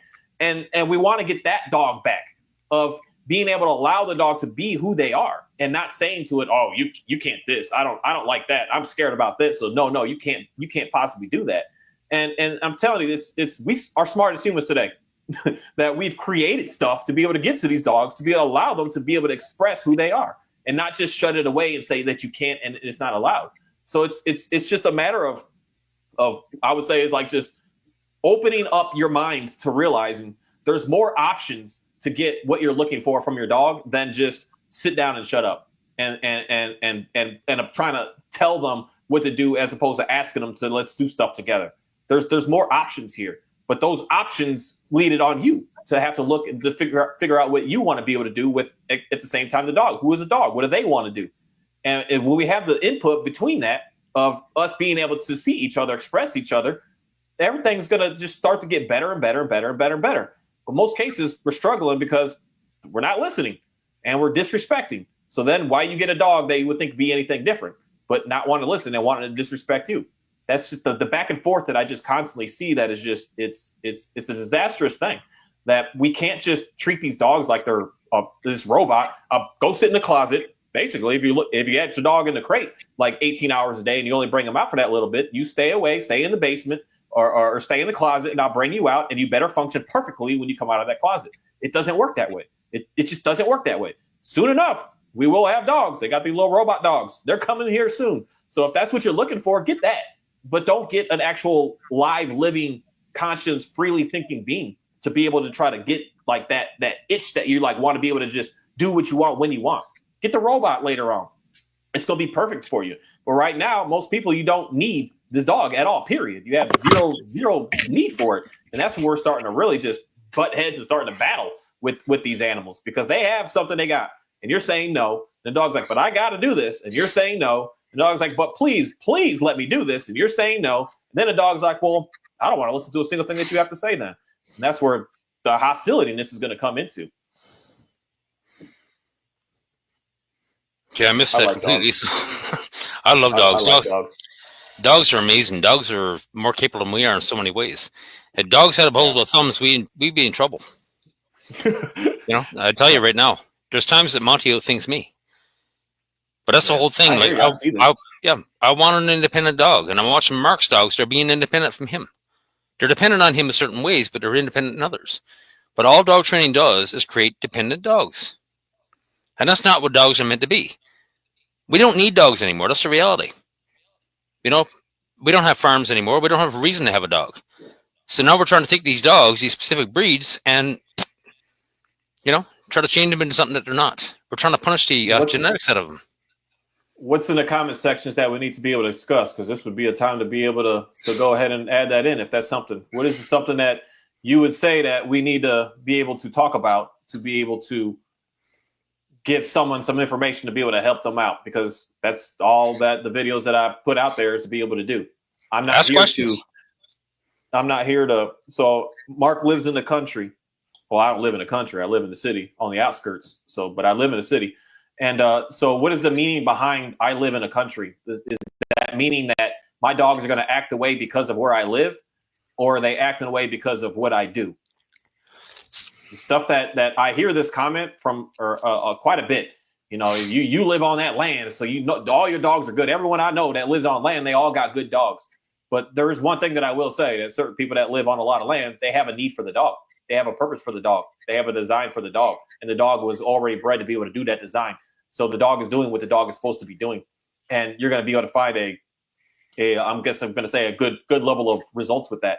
That's why I get other dogs that don't have any, say, what I call it, farm work behind them to see and know what people are dealing with. I have a Dalmatian. She's not a farm dog. She's a completely different type of dog. She doesn't move my animals, because in reality, I've proven that in the sense that she has zero desire to want to care to even chase a chicken. She doesn't care to want to. She did it because she was enraged with it, because that's all that she knew. But she's not a farm dog. But yet, how is it because of my location that I'm at that she's good, or is it because of what I do? I looked at her and she says, I want to be able to chase something. And it's the run that she wanted. She wanted to be able to run. So I was like, okay, you want to run? Let's set this up so that you can run. And then she started to say, okay, you've seen that I need to do that run. Now we're here now. And that's the part that I believe people get confused with straight up. Most dog trainers, especially the bigger ones, they all live on what I would say is luxury lots of land. They don't live in an apartment complex. They don't live in a little house. They got big houses on like an acre, 2 or 3 or 5 or 10, or some people got way more than even that. And so how come no one gives them that pushback of saying, oh, your dogs are only nice because you live on a nice, big, fancy, secluded, amazing neighborhood that has all this open space for your dogs to be able to run? No one challenges that, but people come and challenge me with that. That's what's weird about the whole conversation. Because even me. Oh, go ahead. Well, Travis, a dog walk. I live in the city. Monty's a city dog. What is your point? What are you trying to get at? Monty goes off leash. He's very rarely ever on leash. He very rarely ever wears a collar, let alone a freaking leash. The only time he ever gets leashed is going into a pet store or commercial areas. That's it. Where's required. Otherwise, he's off leash. If we walk around the city, if we're walking around the neighborhood, he's off leash. I live in the city. What do you want to know? Yeah, because I personally, when I'm out in public, close to places and close to people and close to it all, my dog's just on the leash. And I don't have issues with them dancing around and acting weird and doing this and doing anything. It's not a matter of the environment is the caretaker of the environment of what they do. And the caretaker is the one that is in control of what's happening. If the caretaker is one that, because this is one thing that I can say, if I just allowed my dogs to just run on the farm and run and sprint and play, when you come here, you're going to see a really nice looking dog. But if I take that dog in public somewhere else, you're going to see a mess. This dog is going to be jumping. It's going to be just a fun, savage, wild, crazy animal. That's the stuff that I don't think that most people really understand that concept. At home, my dog can look away, but out in public, it's going to be something different if I don't have any, what I want to say is boundaries put upon that animal. The dog can look good. This is things that certain people say that I appreciate.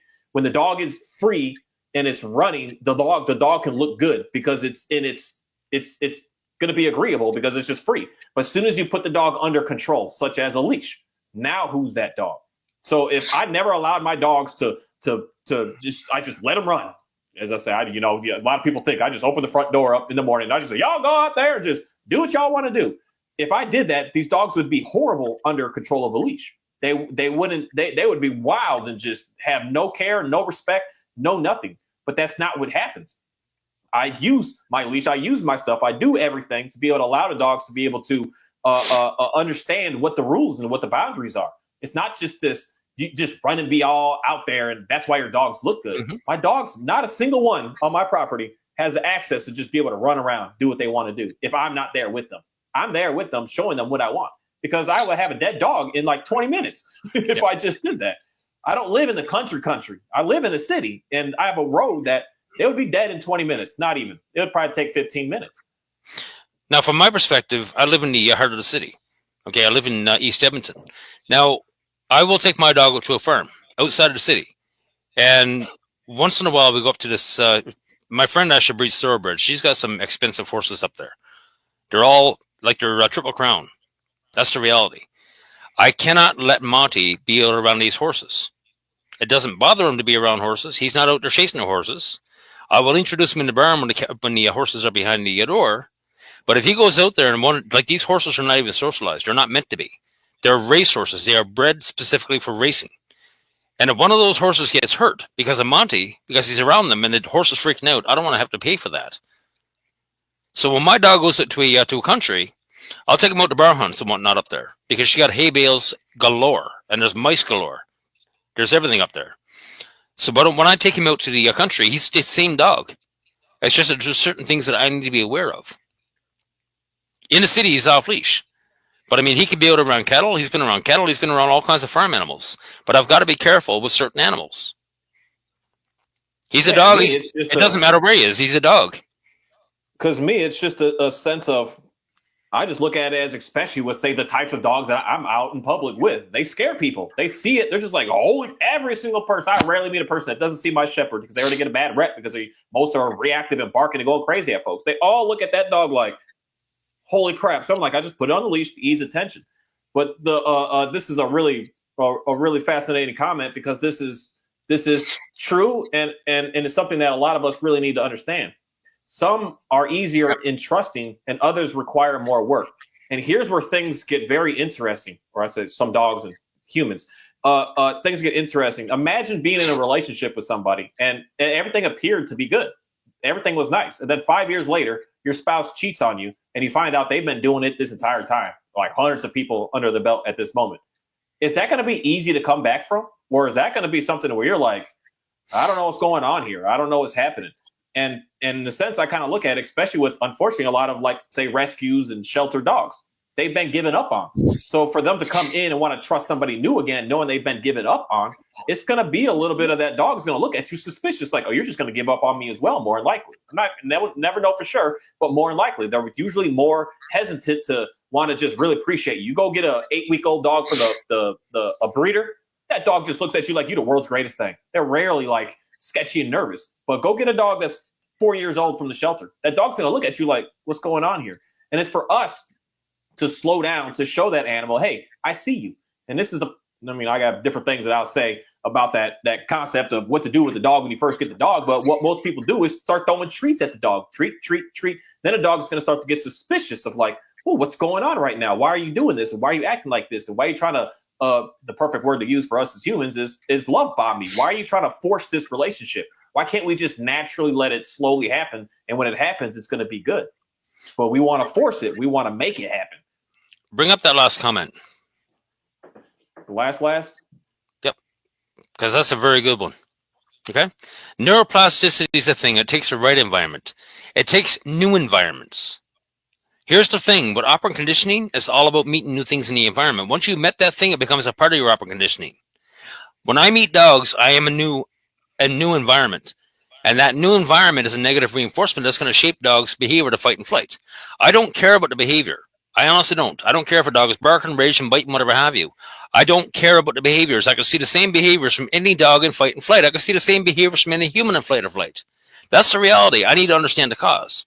Why is the dog doing this in the first place? Okay? Now, when you get into the new environments, I am a new environment, and I want that dog to operate decondition themselves to me. The new environment. I need to become a positive consequence. And the whole thing is, I start off as a negative reinforcement, a negative consequence, and the dog is going to fight and flight. But eventually that dog is going to go through the rationalization period. They're going to come to the realization that, hey, you know what? This guy's not bad. I'm not associated. And I don't know this dog. They don't associate me with reward or punishment at all. That's the owner. That's the reason why I don't want the owner there. I don't want them in showing up at all. And I always tell owners, unless your dog's got me in the underground chewing me apart, keep your ass in the house. But the whole thing is about them operantly conditioning themselves to this new environment. So at some point they're going to calm down. They're going to say, okay, you know what? This guy's not bad. And they're going to come down and meet me. And you'll see me in videos squat down a few feet in front of a dog that's raging because I'm not scared. I want them to understand then I'm not bad. Then we're going to go for a walk, and we're going to start building trust. And this is where trust technique comes in.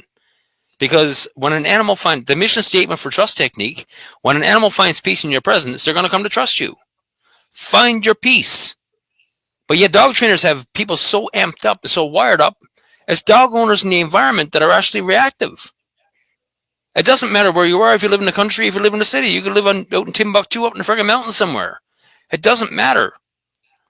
And all we ever do is, when dogs are amped up, you're being told to redirect all that excitement to a treat or a toy or more excitement.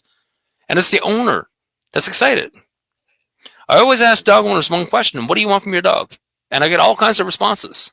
The reality is, every dog owner wants an overall calm dog. But on the flip side of things, every dog wants an overall calm owner. And that's where it all starts.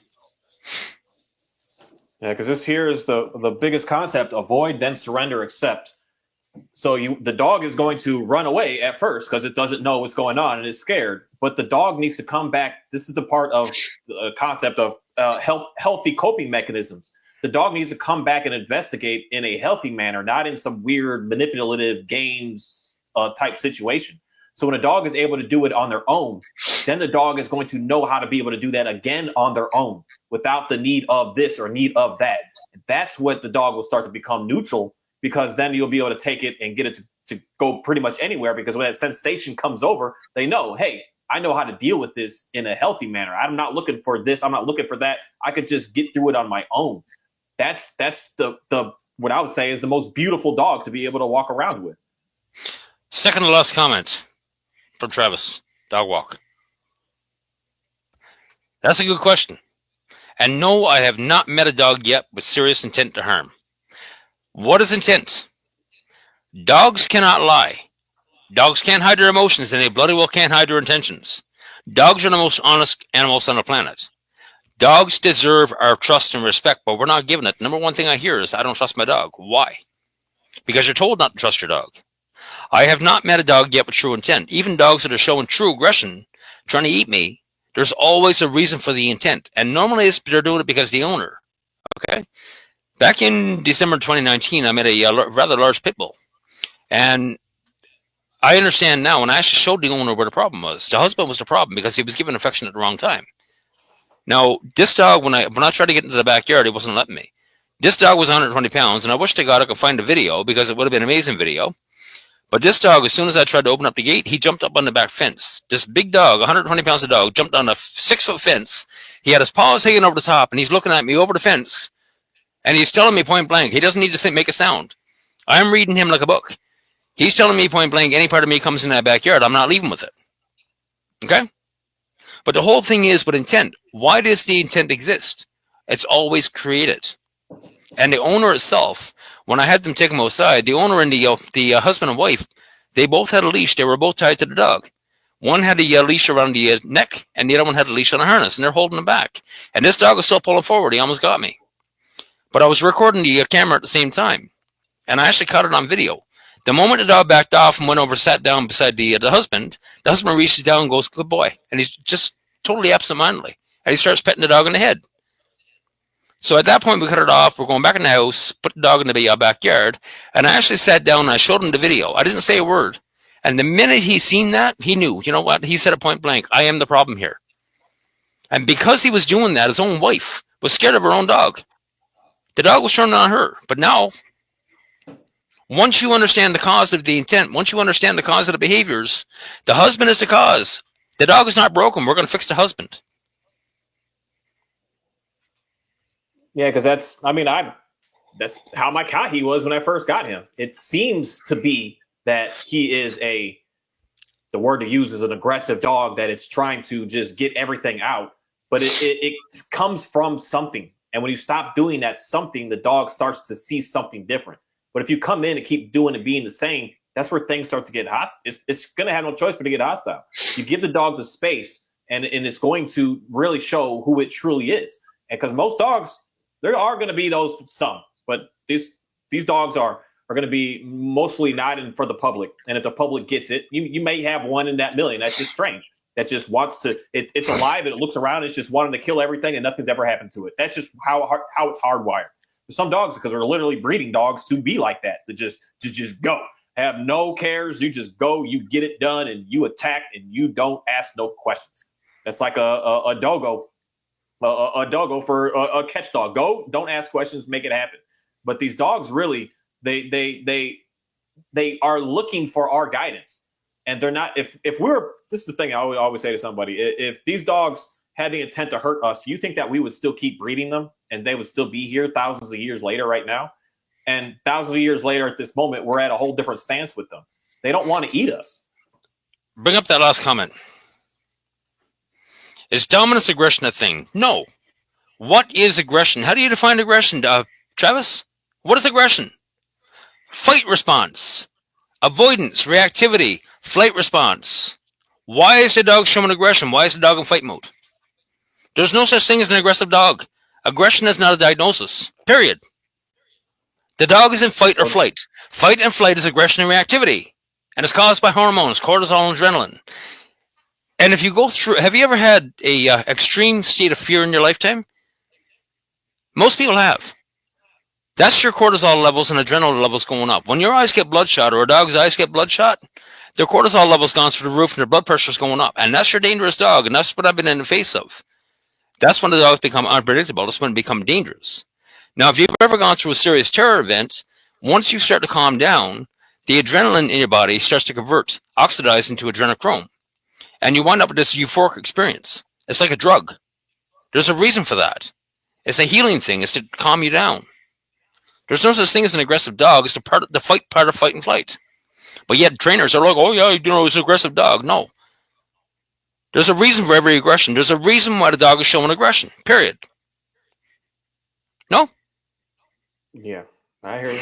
And the comment one from that, this is the comment of the main premise of my videos, what I talk about, is figuring out how to be able to get away from that. Of being you yourself believing that you're a dominant, aggressive person. Something has happened to you to make you want to act out in that way and not being able to get to a neutral, just indifferent stance of what's going on around you. Something has happened and you have to learn how to get through that.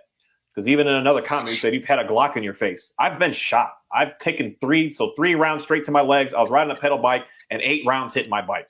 I've been shot. I had a dude with a gun in my face and he pulled the trigger and he was shooting directly at me. I was the only one there. I had a choice to make.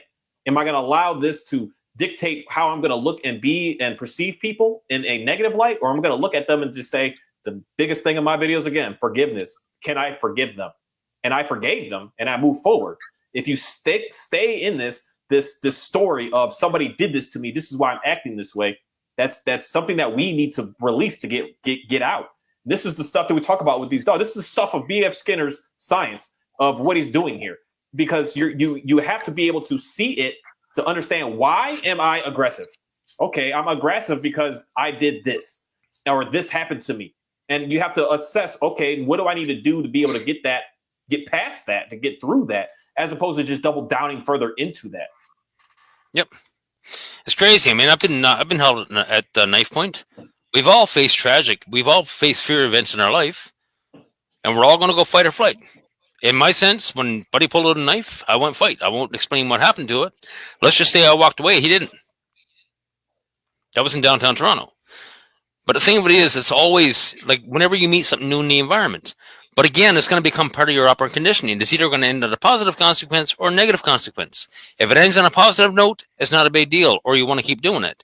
If it ends on a negative note, you're never going to do it again, or you're going to be scared of it. That's what becomes your operant conditioning. No, Nexus, that's right. Assertive isn't the same as dominance. And people totally don't understand dominance, because you can't have dominance without submission. Again, dominance and submission are yin and yang. You can't have one without the other. And if you're forcing dominance, guess what? You're an abusive arsehole. That's what you are. Because you're just forcing yourself to be something that you're not, to try to be a dominant person.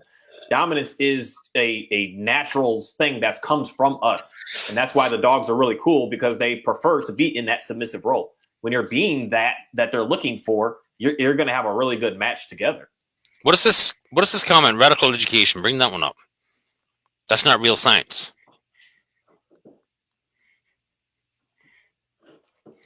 Well, what is real science? You care to explain that radical education? What is that's not real science? What are you talking about?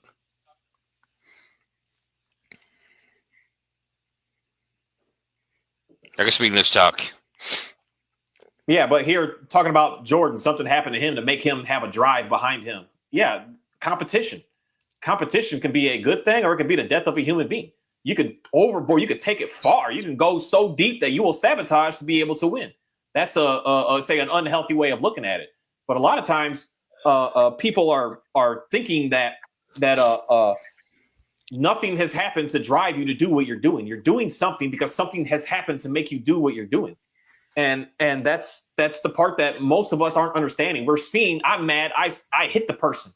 You didn't just do that moment. Something behind the scenes has happened that is kind of causing you to like build up to that, to see that, to react to that, to make something happen. It didn't just happen. It didn't just happen instantly that moment. It's a buildup of things behind the scenes that you can't see that's going on. And then what we see is just the outcome of what we're not paying attention to. That's the thing of change in your life. It's starting to pay attention to those things that you can't quite see, you can't quite understand. And then you pay attention to that. That's where you're going to find the help in your life. Each of us, This is the thing. All of us are different. All of us have different capabilities. All of us have different wants and desires and needs. All of us are wired to be able to be more into something and less into other things. And the thing that I just will always have issues with is when people are saying that we all need to be like this and act like this and do like this. We are all wired to do how we do it. How I run is not how you want to run. I run. Shoot, most of the world don't even want to run. Like that's already something that I'm going to say that I do that's different, that we shouldn't all be on the same game plan. When we want to force everyone to be the same, that's that World War II type stuff going on. We can't have that. We can't have that. We don't need that. It doesn't need to be that way. Yeah. But it's quite interesting. I'm just reading the comments here. Yeah, like Goggins, the dude is intense. The dude it's who he is. But at the same time, some of us become intense because we're running away from something. We're scared, we're nervous, we're lacking in something, so we have to go harder. We have to try to prove that we're going harder because we're lacking in something that we don't want someone to be able to see and recognize in us.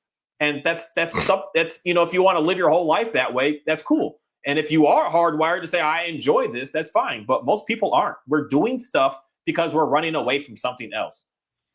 Bring up that last comment from Niall C. And that's a very simple response. What is aggression?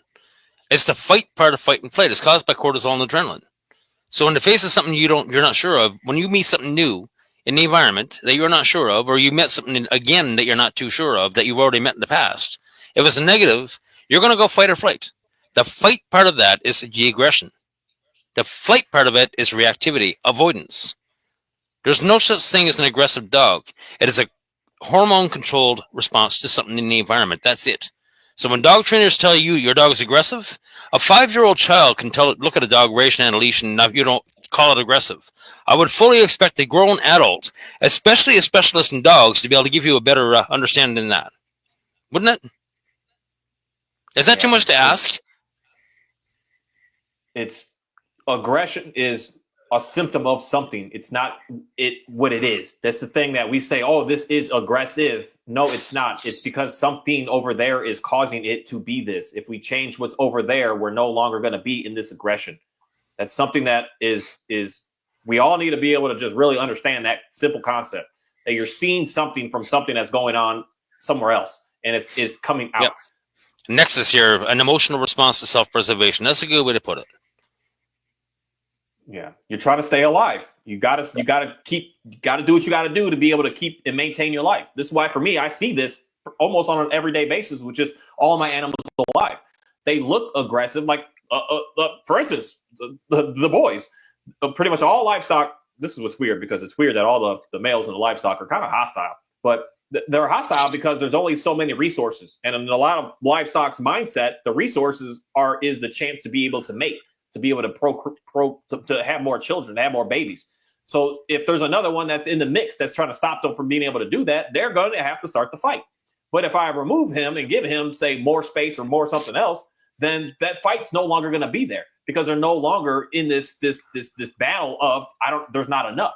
That's the same with the dog in that sense. It's scared of what's going to happen because it's not going to be able to live another day, so it has to lash out. If it doesn't lash out, this is the, how do I say this? The future of dogs, unfortunately, because we don't need them anymore. We want to start to breed that out of the dogs, that they have this lash out. They should just use, unfortunately. There are other dogs that you could just slap it around, just looks at you like, oh, that's so fun, that's so cute. That's what people are actually looking for in the dogs, but we're not there yet. The dogs, if you start to push them and push them and push them and push them, they're going to say, hey, I can't, you're hurting me, to the point that if this is the part that if you put that slip leash on and you choke them a little bit too much, that dog gets in his brain of, I think I might die. That dog's going to have to come back. It's it's an automatic response to say, I want to live. But some dogs just fall down. Oh, whatever, I'm good. I'm fine. I don't want to do that again. But then there's the other ones that doesn't work. So then that's where when you run into that stance and say, especially on the side, if it doesn't work, that means that we're doing something where we need not to be doing. We need to do something completely different here. Yep. Yeah, dogs playing is a form of dominance. And you know what? Dominance between dogs, dominance between the same species is fine. And people don't understand dominance and submission. Submission is a choice. The submissive is actually in control. And when you watch dogs doing the real dominance and submission game, you'll understand that the submissive is in control. The submissive is usually the female, and they're begging to be dominated. But there's rules. If she yips, if I guess the safe word comes out, everything stops. Because it is just a game at that point. If a dog turns around, a female dog is being submissive, and that dog goes after and attacks her, that's not dominance and submission. Yeah. Yes, it's because there's a lot of comments from I think your name Travis about this whole like sports stuff and all these things of channeling your aggression into something. And in reality, all of the elite athletes, they talk about doing that. Like Mike Tyson, he's like, I'm about to take that guy's life. He's using anger, frustration from something else to be able to do and get what he needs to get done. Does that mean that he's an aggressive person? No, he's using something that in reality he needs to, best case scenario, just straight up, needs to be able to heal from so that he can get that out. But we have to do something extreme to get that out. And that's where things get kind of weird, especially if you get to the sense of wanting to hurt other people. That's the part that it don't make no sense to do that. But some people do that because they don't have best word I can use is an outlet. They're just some people are just weird, unfortunately. I grew up watching Tyson. When Tyson got in the ring, he went from being a person to an animal. Yeah. And you can see the fear on some boxers' faces when Mike Tyson steps into the ring. They're like, "What am I doing here?" Yeah, that's why. Because the first time he lost, then he's just started losing.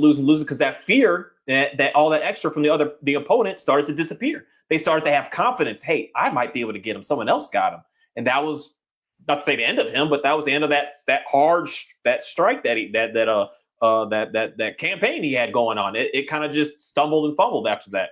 But that's am I going to say that he is an aggressive is what he's doing there? I don't even want to talk about that. I kind of go a little bit deep on that. Yep. Anybody else got any questions? Throw them in. And our childhood messed all of us up. We all got trauma and problems and issues in childhood. Every single person does. And that's something that I talk heavily on is we need to be able to see that, recognize that, to be able to get past that and not keep putting that same stuff. Because unfortunately, just say looking at your dog in your house right now, how you treating your dog right now is more than likely how your parents are treating you. And it's almost like a direct type situation because that's what we do. You do that with your kids as well. In most cases, unfortunately, how your parents treated you, you're doing that to the kids. And until you just like stop and assess and look at that, then you're going to realize it. But in most cases, most people, when you start to get frustrated, you only just double down in what you're doing, as opposed to looking at that frustration and saying, I'm frustrated. Why? More than likely because you're getting, like, say, feelings of something that happened to you before, and you don't want that. So you have to stop that loop. And that loop is what's destroying most people, unfortunately. Oh, look who just walked in the door. Trouble. Partners in Canine. How you doing, Pete?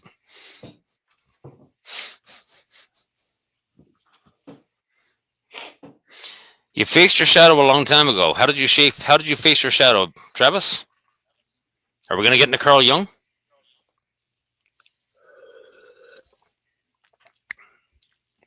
Yeah, because that's something that's the part that I'm still looking at these dogs in the work aspect. I understand there's these pet dogs and all this stuff that they're going to be a little bit different, but these dogs that are like these so say all like a lot of these the sport dogs, the IGP and the PSA dogs, they're really intense, and the hunting dogs and all of these tracking dogs and all these, they're really intense, and it's like they literally are the part of that darkness that's in us as human beings.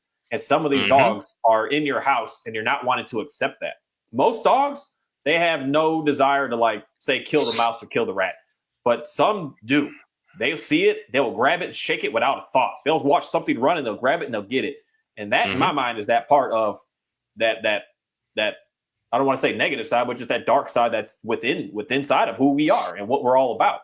And don't run from it, but just know that it's there and just learn about it. And then you're going to start to be able to get into a better spot. Dogs are not like I don't know what I could compare it to in being a hamster. They're not hamsters, and a lot of people think they are. Dogs just look at their teeth for one.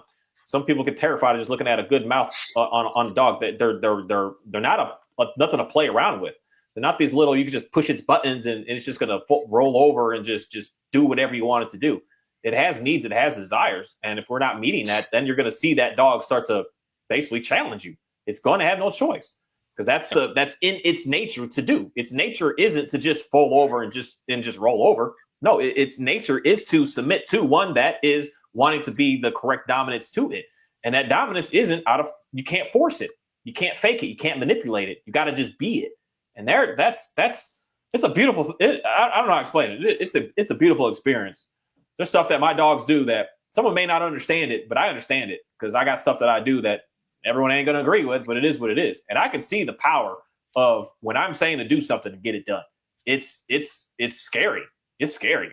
It's intense. And at the same time, there's times that I've seen that I'm like, hey, we're not jumping down that right now. And they just run away and pull away from it. It's a very nice thing when you can see the dog and respect the dog and start to understand the dog instead of trying to control the dog because you're scared of it. That's where things get weird. Yep. And I just want to say, if people look in the chat box, Partners in Canine by Pete Reeford, you should go over and check him out and give him a follow. He's one of my moderators in the group, and he's awesome with dogs. He's got the same philosophy. And Pete actually has two gorgeous Tibetan Mastiffs, male and female. They're litter mates. Go check him out, and you'll love his dogs. You'll see them in dog parks. He's actually using his own dogs to help other people out. And he can really help you, too. We're starting to grow in numbers, and it's really, really cool. And thank you, Pete, for showing up. Yeah, because it's something that, unfortunately, what I've seen, and I know this because I see this all the time, that almost in the sense of, I'm not going to say all, but just most dogs that have a whole lot of training done on them, they're very like antisocial animals. They're no longer the social butterfly that they really are. They no longer like to see dogs and be around dogs, or they start to want to like get more of this, like, get away from me. I don't want to be around you. It turns them, because I guess that is that sense of it turns them more dependent upon you as opposed to being a free thinking on their own. But it does I just see this so much that it turns these dogs like hostile in a way that they don't need to be. They don't have to be. And that's the part that with Pete and his dogs, that's kind of very fascinating because he's got dogs that are, for the most part, bred to keep the danger out and keep dogs and keep stuff and keep everything out. But yet he's able to use them to be able to like, hey, how's it going? Let's meet. Let's talk. Let's hang out.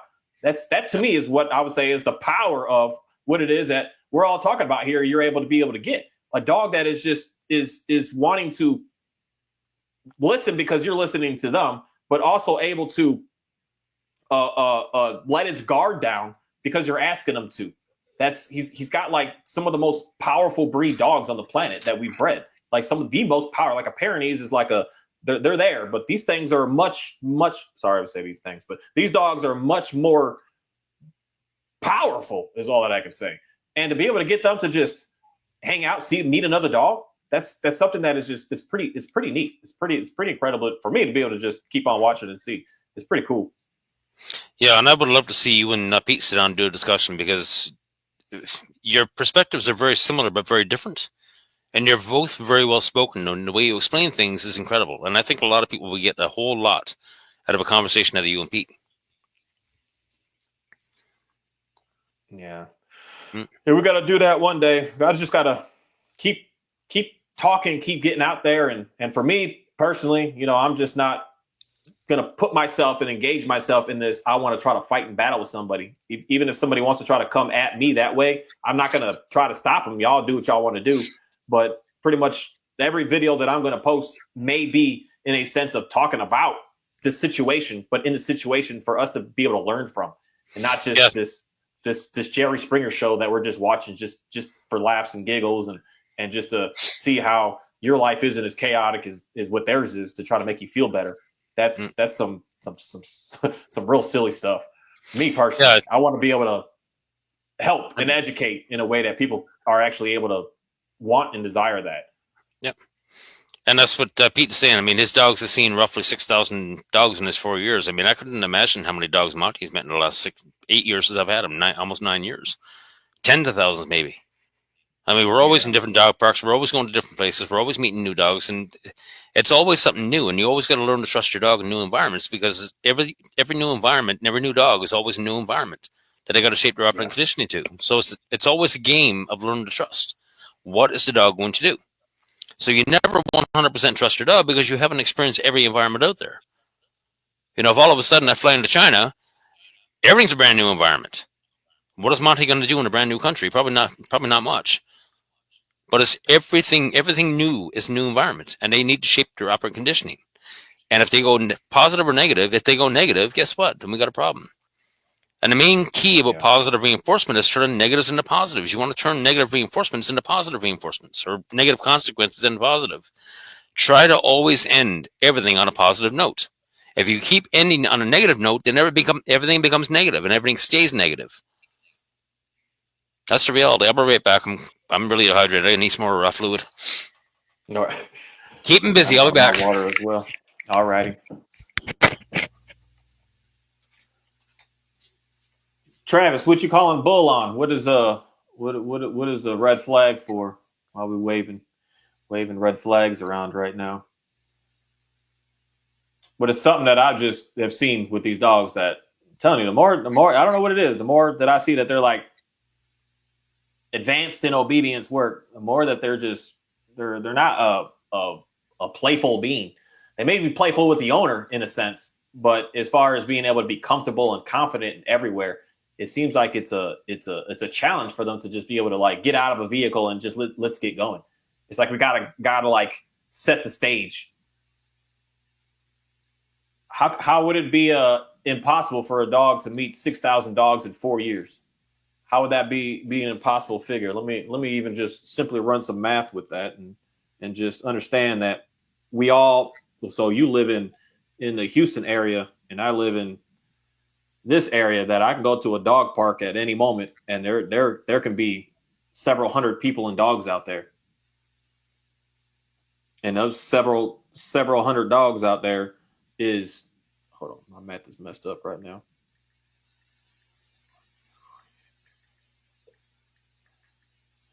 So that's just 125 a day. So if you're out everywhere all the time, going places, doing stuff like every day, like today, I met at least a dozen dogs on a simple small walk that I took them on. I just did a shorter one. These dogs, they're everywhere. But the thing is, how are they around these dogs, and how are they able to be able to? So I like today, I allow if the dog is willing to want to be able to engage with me and my dog, I say, hey, come on, let's just talk, let's just hang out, let's just see, let's just mingle. But it's most people are avoiding that in reality. You're going places that there's not going to be anything around. My videos show that, but my videos show when I'm far in a trail already, because I just not trying to put the public in my stuff. But the parks that I primarily go to, I'm going to see hundreds and hundreds of people and dogs all around all the time, everywhere. They're just everywhere all the time. If I go deeper into the city, I mean, you can't go like 5 seconds without seeing a dog and a person somewhere. They're everywhere all the time. But the thing is, most people are avoiding that because they're nervous and scared of. But it's so this is the thing. it's not a matter of how many humans own dogs. It's a matter of going places where all the dogs are going to be at. And people with dogs go to all of the same places. And when you go all to the same places, you get to experience a lot of different things so fast, so much, like an overwhelming amount. I'm not going to like say, hey, I want to get my dog out to be able to hang out and mingle and talk to another dog. I'm not going to go somewhere where there's not going to be a dog. I'm going to go somewhere where I know there's going to be 100, 500 dogs right now. And then everybody goes to that same location. Everybody's in that little area. Everyone's in that section. So everything is always out there. Everything is always around. We're going to the places that we're trying to get to. We're not trying to run away from it. And when you go to it, that's where, in my opinion, the dogs start to get better and better and better. They don't get worse and worse. They start to adapt to every little environment, every little scenario, every different type of dog. They start to experience all of that. But here, I can go anytime, any moment. I can go to the local dog park we got here. It's a pretty nice one. It's actually pretty darn big. But it is fenced in. It's maybe about 8 to 10 acres in total. It's a pretty big place. I can go there any time of the day right now. There's going to be 100 and something dogs there right now. All the time. Oh, not right now. It's 9 o'clock. But as soon as daylight all out, they're always all out there. There's dogs everywhere. But unfortunately, most dog training is like run away from all of that. Don't get around that. You hide yourself from all of that. And that's it. In reality, kind of just it's going to make the dog be, in reality, more and more fearful, just more scared of where they're around and what's going on. They're going to start to get just nervous of every little change and every little thing, as opposed to, because this is the thing, we all, for the most part, do the same routine over and over and over and over and over again. They may get used to that routine, but then you go somewhere different. Now it's like, what's happening? What's going on here? Now it's like I got to redo and reintroduce. Then you go to the next new place, like, now what's going on? But if you go from one spot to one spot, so me, I'm traveling about 45 minutes all around each day of the week at a different area. And that allows the dogs to be able to get what I would say is socialized to the environment. They're not only just seeing one thing, they're seeing everything. They're seeing trucks and bikes and everything. And that calms the dogs because they know how to handle it all, as opposed to trying to run from it all. And you could say you wanted to expose your kids to that many kids, but do your kids go to concerts? You can go to one concert and there's 5,000 people there in one day. Track events and cross-country events, as me being a kid, going to these national meets, there's tens of thousands of people there. Am I going to stay away from that? No, we're heading into that. How many people have we really met and how much have we really done in life? The more that you expose, the more I'm on the track racing and all the eyes watching, the more times you do that, the easier it gets. But if you keep running from that, it's going to get harder and harder and harder. You got to be able to just go get through it, get into it, and you're going to see things just start to get much easier in life, as opposed to just running away from everything. Most of us, unfortunately, are running away. And that's why everything, you see that in the dog. The dog is doing the same thing, and everything is only just getting worse and worse. I'm just reading comments. Yeah, I mean, we've all, they're just going back and forth in this concept. There's no way you could have met that many dogs. I'm like, that's of course you can. That's easy to be able to do. It's very simple to be able to do. Mm-hmm. Same with meeting people and meeting stuff. It's a matter of where you want to go. Some of y'all, so for instance, put it like this. Some of y'all want to go out for a drink at the bar or the club. Some of y'all go to the place that there's 8 people in there right now. And other people go to the spot that there's literally like 2 or 3 or 4,000 people there right now. It's your personal preferences. You have a choice of where you want to be able to go. And there is that option that there's going to be more. But most people avoid that more because they're scared. They don't know what to do. Yep. So Travis is saying quality over quantity. You know what? It doesn't matter. I want to take my dog where I want to take him, Travis. That's the reality. I don't care if there's one person or 1,000 people. Monty's not going to react. Monty loves kids. He's after meeting thousands of children and dog parks. And you got to realize, appreciate around here. I mean, Edmonton is a very dog-friendly city. We got 50 dog parks here in the city. And most of them are not fenced. The largest one is Twilliger, something like 90 football fields in size. It's massive. And it's right in the heart of the city. It's gorgeous. And on those walks, if you're out in the, it takes a good hour and a half to walk that thing in just a calmer fashion. But in that time, I mean, the parking lot is jammed full. There's people parked all the way up the hill. There's probably 500 dogs in the dog park. So anybody that thinks you can't meet that many dogs, I guarantee you can. That's the reality. There's been days where Monty's gone through hundreds of dogs. And this is a pretty good comment here of the concept of the dog parks are like public schools. And I can say, cool. And the thing is, if you are a active caretaker in what you're doing, I don't care what the kids are being influenced by. It's a matter of me making sure that my influence is correct with that dog or that kid. You're going to go places for all of your life, work everywhere in life. That there's going to be there's going to be the bad apples. They're there, but I'm not going to run from them. I can put myself around them, knowing basically who I am. That I'm not going to want to be that. I want to be me. And it's a matter of how you influence that person. It's like almost, because a lot of people say this about dog parks and dogs. You take your dog there, they're going to start to become disobedient because all the dogs there are disobedient. And that's the same, that you put that in the same way of, that means that all kids in school that go to public school are also disobedient. So that's why your kid is just going to only be that because that's where they are. It's a matter of who we are. Bring up Nexus's comment there, beneficial to socialization, because that's an important part. Nexus, what is socialization? There's only three things that can happen to us. You either become indifferent, which is socialized, nothing's a big deal, or you fight and flight. What is socialization? It just means calm in the environment. It has nothing to do with social skills. You cannot get social skills and a dog is not social. That's the reality. So what is socialization? And the more dogs you meet, the more environments you go into, guess what? It's going to be more and more and more socialized, because the dog is learning to be calm in every bloody environment.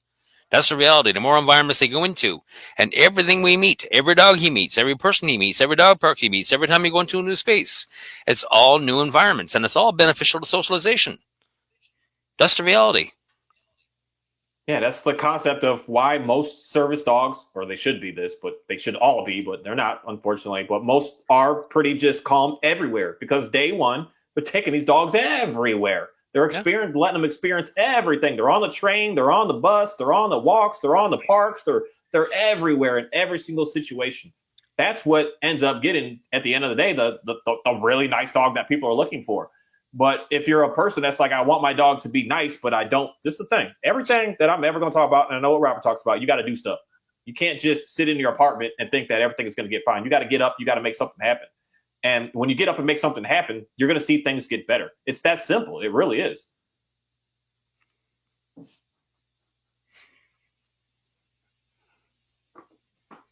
People's dog harass my dogs every day. Why? That's the,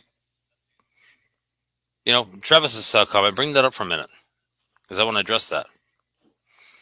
My apartment complex, people's dogs harass my dog every day. Well, number one, that is the outcome of dog training. All these dogs that are getting savage and barking and losing their crap at everything else, that's all a result of dog training. That is the outcome of dog training. My dog's not harassing everybody. Because this is something that I've personally noticed with my dogs, that a big change has happened. That before I would walk them, I would always have the dogs barking at my dogs. And I've noticed now that I don't get these dogs. Like, I can see the dog. It's like, oh, look at you. And then I just walk by, mine just look at them. And the dog's like, I watched that other dog relax down. I never used to be that way. My dog, because my dog will go into avoidance. That's what I trained him to do. When you see that dog, you just look away. And those dogs would go ballistic over my dog. They would always be all on it. They would always be coming up trying to nip him and do all this stuff.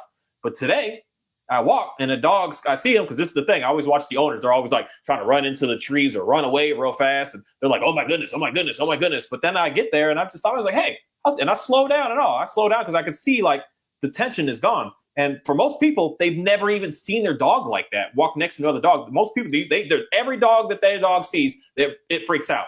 And I walk and I stand there and the dogs are just, hey, how's it going? Then they want to kind of try to investigate a little bit. This is the thing I've noticed, that when my dog was trying to, I forced him to avoid all of that. It made the other dog have more tension as well. Whereas I started letting that go to say, hey, man, just look in the world.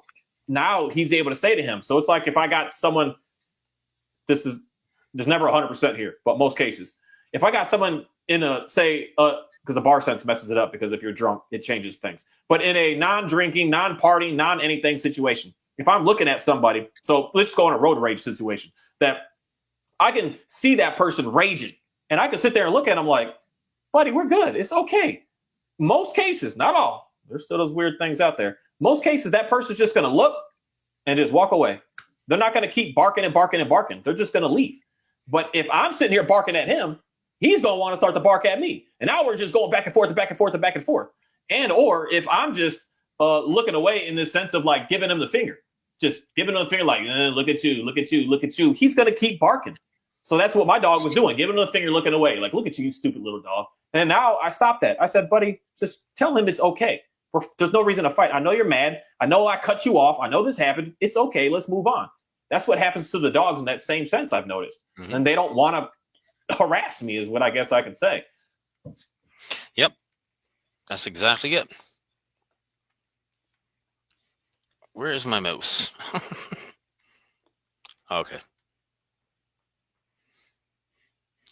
Yeah, I just don't really have dogs barking at me. Nowhere near as how it used to be. They still give, some of them still give, they're like, they're about to, like, oh my goodness, it's like so much, but we just smooth it over with. The ones, it's unfortunate because this happened to me maybe 2 days ago. The last time a dog really went rageful at me is the lady pulled over and put him in a sit and was just treat. The dog was just looking at me. And then finally, when I got past, that dog just went berserk. Blah, blah, blah, just went intense, insane. We were good for a point, but if she would have just stood there and not even given him the treats for a moment, we probably would have been fine. And we would have been able to just get past that. But when I'm seeing that people are like doing, I'm going to say it like this, the simplest way, doing the most, the dogs are just, it's like there's this weird tension that's there that shouldn't be there. When you're just hanging out, it's like we're all just hanging out. There's no reason to fight out here. We're just in nature having a good time. I've just noticed that so much that I rarely get dogs that are just barking at me anymore.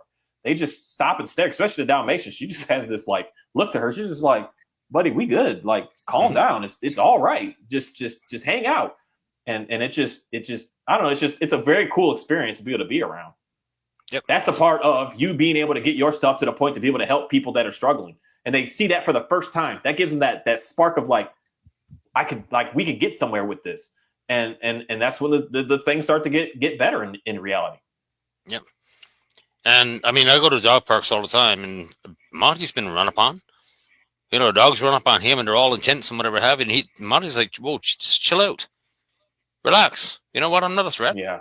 And it's just everything calms right down. Monty's never ever been attacked.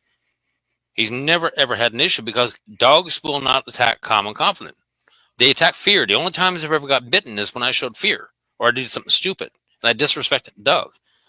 When I was a kid, if you got bitten by a dog, you were blamed for it. Today, if a dog bites, the dog dies.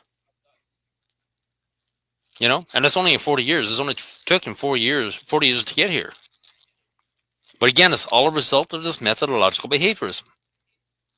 And the reason why, like, so many dogs are losing their crap right now, because dogs are being forced to be in a dependent situation. They're independent animals, but we're forcing them to be dependent because of dog training. You're taking away the brain. You're atrophying the consciousness and whatever have you. And this here is the thing that all dogs need to understand, saying that Monty has a flight option. Yes, that's why things don't get tense. But this is the part that when you give that dog that flight option, that it no longer needs to fight. And then that's where the dog starts to trust you, that you're going to be able to give them that option if need be. But most people are struggling with, you're walking on a sidewalk and someone else on the other side of the street is walking on the sidewalk. Your dog doesn't need to really run 8 miles away from that scenario. It just needs to stay close to you. And the dog will start to trust you to stay with you. And let me add something to that, because like when I walk into a backyard, I don't want the dog muzzled. I don't want the dog on a leash. That's the reality. Because once you start muzzling dogs and not putting them on a leash, you're showing your own fear. You're preemptively punishing the dog because you're afraid of the dog. When a dog goes fight or flight, that is their positive reinforcement. And again, punishment is the forced removal of positive reinforcement. So when you start putting a prong collar on your dog or a knee collar on your dog and you start cranking and yanking and whatnot, you're punishing the dog. Which brings me to another point. Let's get into that video I sent you. Man, hold on. If you can find it.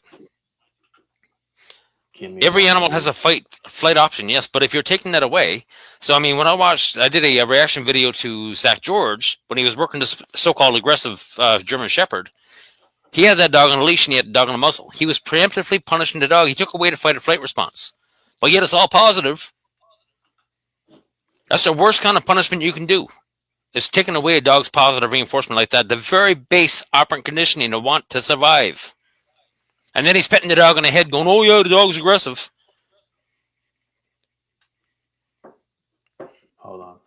get there. So the short of it was a trainer contacted me or tagged me on Instagram this morning, and it was all about a comment about yay e-collars and how his dog loves the e-collars. And I'm like, if I wrapped an e-collar around your neck and started shocking you, would you love it? This is all about Stockholm syndrome. Because most dogs today, if they're wearing a prong collar, people say, oh, my dog loves the prong collar. Well, if the only way you're getting out of the house and getting some fresh air and going for a walk is to wear a prong collar, you're going to suffer Stockholm syndrome and you're going to fall in love with the prong collar too. You're going to be saying, put it on so we can get outside. That's the reality. Your dog doesn't love the e-collar or the prong collar.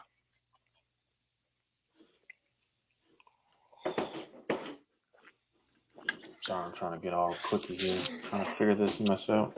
Yeah, Nexus, every animal should have a flight response, but if we're taking it away, that's the worst kind of punishment, right? Yeah, and that's where you give that dog that flight response so that it can come back to investigate, and through, say, repetitions of that, that's where the dog is going to now want to trust your judgment on that, as opposed to the dog just having this just instant reaction. It's going to process and look at you and say, hey, you got me, right? To be able to get them to get out of there. That's how I got my shepherd to be able to just get out of the whole e-collar thing and get out of all this mess. When he sees a dog that he starts to get scared of, his instinct is to literally just run ahead. He just wants to run forward. So what I would do is, at first, I would just run with him forward, and he would always look back and stop. So when he stopped and looked back, it was like, see what's going on with that dog. I was like, okay, let's just move on now. And then he will move on. Day after day after day, the boy will just stay real close to me. Sometimes he sees some dogs, he's just like, I just don't like this one. He just wants to move around. But he never just like takes off. He's never barking. He's never going. He just gets his little bit of space to get moving. That's all that we got to give them. Now, was an intro to this. The audio is going to play from this though. It should. Give it a roll and see what happens. Up on my screen share that it'll. Because can you hear it? I can hear it in my headphones, but I don't think it can play it on here. That's a technical skill that I'm still trying to figure out. I think I messed up on the screen share that. Hold on, let me see if I can change the setting. No, I can't change that setting. Okay. Give me one more chance here. Hold on. You go ahead. Sorry. But basically, the whole premise is these trainers are using methodological behaviorism, not radical behaviorism. And that's applied negative reinforcement, which is actually pure definition of punishment. And he's going, the dog loves the e-collar, and he's cheering the e-collar on. I've talked to this guy before, and for some reason, he didn't have that same attitude about e-collars, okay? But now it's all about punish the dog. And he gets into this whole idea that, they're introducing this form of communication. The problem is the default communication standard for all animals is body language. But trainers don't understand body language. We got 2 eyes, 2 ears, and 1 friggin' mouth, but trainers don't shut up long enough to watch and listen to the dog.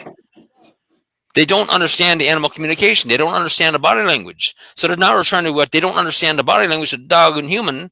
So they're trying to introduce these new forms of communication, and they're calling it new forms of communication. It's not new forms of communication. You're punishing the freaking dog. You're taking away their positive reinforcement. Yeah, because that is the part. I forgot who. Someone gave a real good comment on one of my videos once about that concept of once you start a line of communication, you have to keep using that for that dog to understand that. That's why it's almost like a half impossible thing to get out of the e-collar once you got it going. Because once you teach the dog that that's how you recall, they're not looking at you in a sense of caring about what you look like for that recall. They're relying on that physical sensation to say, okay, this is what I want from you. As opposed to, because the biggest thing is, that's the part I will say. If your dog wants to be with you, it's going to want to be with you. And it's going to want to keep checking in, and it's going to want to keep like eyeballing to figure out what's going on with you. If the dog is not doing that, putting that piece of equipment on is not going to fix your issues. It's going to give you a superficial look for a little while. It may work for a long time, but it's not really giving you the reasons on why the dog doesn't want to be around you for one. And that's the part that we need to start to work on that first. What is going on with this dog that it's like nowhere near you?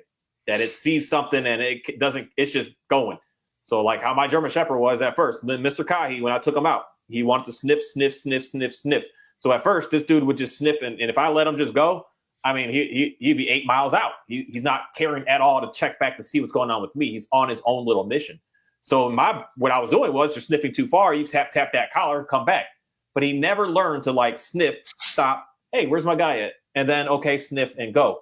because that's what he does now. He'll sniff and he'll stop and he'll check back. He's like, okay, I'm far enough. Or you want me closer? What do you want? And I give him feedback of, you're good. And then he just keeps on going. And so I got a whole different level of communication through looking at me, as opposed to pay attention to this leash or this collar. Just look at me, man. I'll give you what you're looking for. That's something that I see that's lacking in a lot of these dogs. We think it's like this, because it is. E-collars are, when you first put it on a dog and you're struggling, it does stuff that'll make you like, the word that I'm going to use is the word that I saw it as, magic. It does things that's just like, it's creepy on how it can make dogs like do things so fast. And and it seems like everything is just good to go. And it really is like that. But it's the, if I use that word magic, that means it's an illusion. And if it's an illusion, then what's the realness behind the magic trick? What's actually going on here? That's the part that I started to really just start to challenge with all the stuff. Yep. I don't think it's going to play on here, unfortunately. Yeah, probably not. Headphones. You know what? Point made anyways. It's just the reality. Yeah. I mean, I've never used an e-collar in my life. I've never used a prong collar in my life, and I don't need to. But yet, dog trainers are going, oh, yeah, you know, and I won't mention his name, but I mean, there's a certain someone that actually did a freaking video, and I think you mentioned it in one of yours. You know, real men use tools. Yeah. What the hell was that? Yeah. But the same person, he was stating, he's stating that basically real men punish, and that's what a real man does, and that's I don't know what to say about that language at this moment right now. You're not a real man. Yeah. Real men don't need to punish. That's how I look at it. Can come up with a different understanding to be able to get what we're looking for. Being more calm, being more calculated with what we do, as opposed to just rushing into something. But again, the same person said, you know, if you don't have the tool, you can't train the dog. Well, if I take trainers' tools away, you're nothing more than a fraud, right? That's the way I look at things. What are you asking, Travis, a determined dog moving forward? Yeah, if we lived in so I like this, because this is true. If we lived how we should be living, we shouldn't have no police. We shouldn't have no jail system. We shouldn't have no nothing. If we can get out of this whole punishment aspect of life, we would be able to figure out how to dance through this world in a different way. The police is there because we don't know how to do that. Or not saying we don't know how to, but we don't want to do that. We have to. We're in this system. It's this whole world is set up in that sense that we are all living under a level of punishment, and everything that we're doing based on everywhere we go is that. If we could get a new system to get away from that, we would be able to do something different. We would be able to go to each other. So we had a disagreement. So for one, like say, police, and for the most part, they're there to protect businesses and stuff like that for the most part.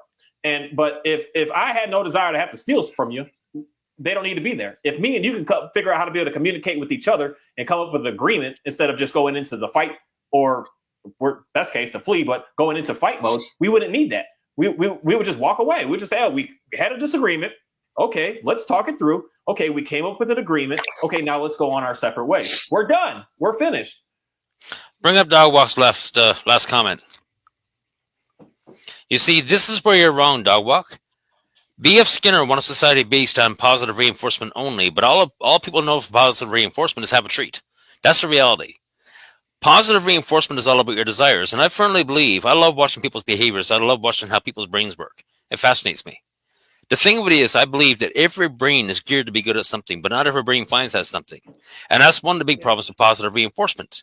If society is based, and Skinner actually wrote the book Walden 2, to explain his ideologies about positive reinforcement and society being based on positive reinforcement. And that was one of the quotes we actually read from. Positive reinforcement is all about desires. And if people are living based on their desires and fight and flight and everything else, like the animals do, if we get back to living like animals, we're going to be a whole lot more peaceful society. And you won't need cops.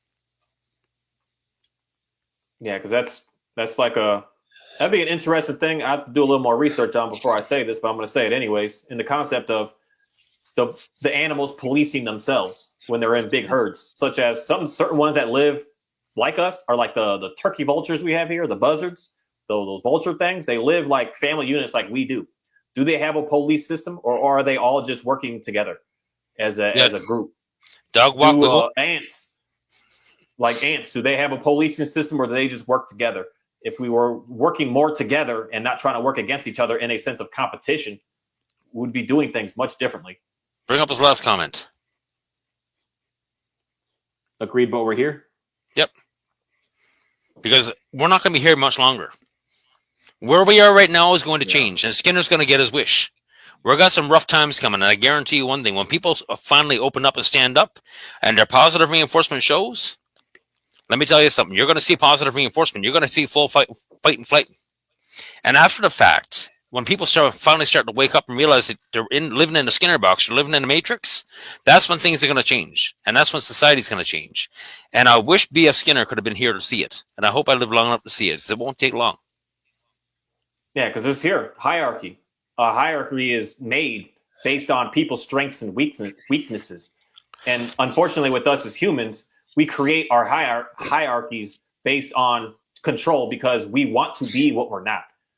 So many people today do what they shouldn't be doing, and they do it and they try to be better at it than somebody else, and they shouldn't be doing it. They should just allow the person that is better at it just have that role and just make it happen. I mean, unfortunately, we've lived in a time where men would do this to women. Women are dumb, they're stupid, they're no good, they're pathetic. They can't possibly get anything done. But yet they do so much stuff that is much better than us men. So we should just let them do what they do better at, and then we do what we're better at, and there's no fight there. Is there going to be someone at the top of the chain? Yeah, but they're there because that's what that's who they are. Not they're trying to force and be it. That's the, or we call it living off of what's that word? Man, I forgot. I can't think of that word. But living off who we are, man, it starts with a C, I think. Our character, living off our character and not trying to put on a fake persona character. We're living by who we are. That's how we should be judging and working with, not say even judging each other, but working with each other. Accept that someone is just better at that and allow them to do that. And if you want to get better at it, learn from them. And then if you end up being better, then the group will basically say, okay, well, let's let you do it. That's just how it would work. We're not having a fight at it. But unfortunately, we see someone doing something better and we have to sabotage that person to try to make them be less than because you want that position. That's the world that we unfortunately live in. That's where I don't see that much with the other animals in that sense. If you're strong, you're strong. That is what it is. I don't see the weak rooster out there trying to fight this. When he does, he just gets beat down. And he says, stop doing that, man. But what if they had weapons, for instance? If that rooster decided, I'm going to go get a weapon, I'm going to slay that guy. He did slay him, but it's not because he was, I want to say the right word, of stronger than him. He just manipulated his way there. That's what we as humans unfortunately do. We take roles that we shouldn't be in. And then that's when we do stuff that we shouldn't be doing to each other because we shouldn't be there. Yeah, I mean, I look at society right now. Society is a train wreck. We're all living under methodological behaviorism, and we're all been consciously atrophied. Our consciousness is gone. So when people say, critical thinking is out the window, that's all part of your consciousness that's been atrophied because of all this crap methodological behaviorism. And Skinner was opposite, polar opposite from Thorndike. That's the reality. And that they're saying is that punishment. So say in a sense, because this doesn't happen with the roosters. They don't fight in that sense that it goes to the point that they are trying to dominate each other. They're doing weird. Like I really want to kind of like make a whole little documentary on just watching my little animals and talk about what I'm seeing, what's going on with them. Stuff that unfortunately we just don't do because there's no reason for it. There's no reason for it. There's no money in it. There's no money in it. We're not going to do it. But just little things that go on that these animals do that would, if we could just mimic some of what these animals do, we as people would just be a much better, simpler, easier, relaxed, happy, healthier, just calm, better people. Because we're not going to come out here and try to. It's the part that I'm not 100% sure with, but I know that we have, so say, that dark side in us. Do animals also have that, or are they just living off of a completely different system where we as humans want to manipulate and cheat? It's in us. It's there. As much as you want to say that's not me, no, it's there. Does a dog also have that in them? Do these other animals also have that in them? That's stuff that I'm really trying to get to pay more attention to these animals, because when it's flowing, it flows such a nice way, and they know how to be able to get the order without having to say police their members. They deal with it in a way that it just needs to be dealt with, and then we move forward, and there's no issues about it anymore. Yep. Animals are cool. And the more that you get, the more that you get to experience some stuff that it's a really fascinating thing, especially when you get to that point that this year I'll end up with probably like 6,000 to 8,000 chicks running around in my back section coop, and just watching how they work with each other, watching how they integrate, I bring new members in and see how they treat them and see what they do. It's a really interesting thing to be able to see. And for me, that's been able to get me to like understand a lot of more of this behavior issues, because I see it in other things as opposed to just, I only see what I see in the dog. The dog is aggressive because it's barking. No, there's something else going on here. Something way worse going on here. Yeah. I think we should knock off for about 10 minutes. We've been online for almost 3 hours, and my throat is getting tired now. Yeah. I don't know what people's intentions. I don't know what people's intentions or spends are, but I mean, trying to listen to a 3 hour podcast is not that easy. You know. Anybody got any other questions? Speak now. But as far as this one here from Travis, what's the best way to stop a determined dog from moving forward? What is the dog moving forward for? What is it looking for? What is it trying to get to? Questions to ask. Is the dog trying to go smell something? So you're going to try to communicate, you're going to start to communicate with that dog of what you're seeing. Okay, you want to smell that. Then let me show you how to be calm up front, and then let's go and smell that. You can smell and smell and smell and smell all you want to do. Then you start working back and forth with that.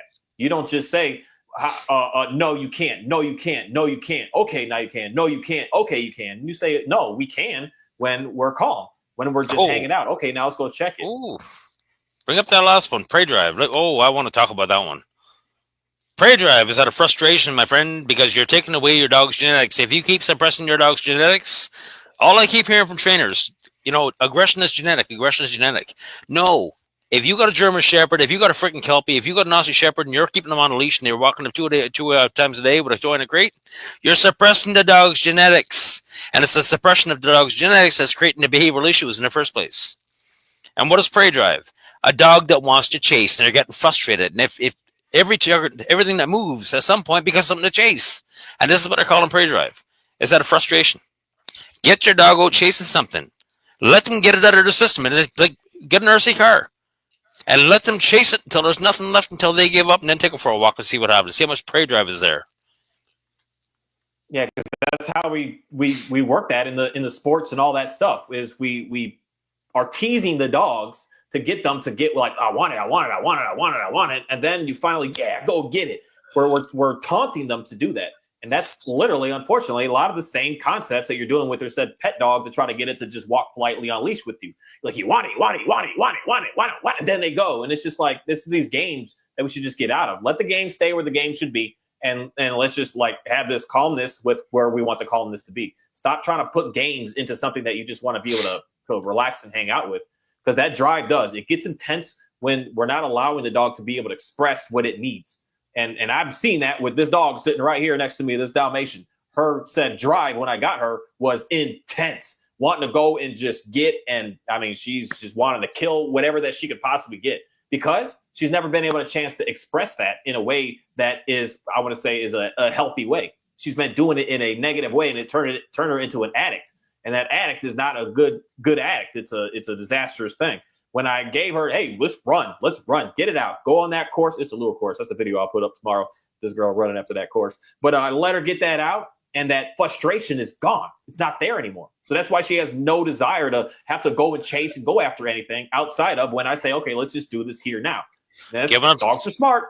They're smart. They know location. They know time and place. I can say we do this here, and over here we don't do this. And as long as they have that chance to say, I'm going to be able to, the dogs become the word I'll use is compliant. They're like, okay, I'll wait for you. That's the concept of you saying hit dog pulling. How do you get them to stop? If the dog is going towards the tree and you say, hey, I see that you want to sniff that tree. Let me take you to the tree. Let's sniff the tree.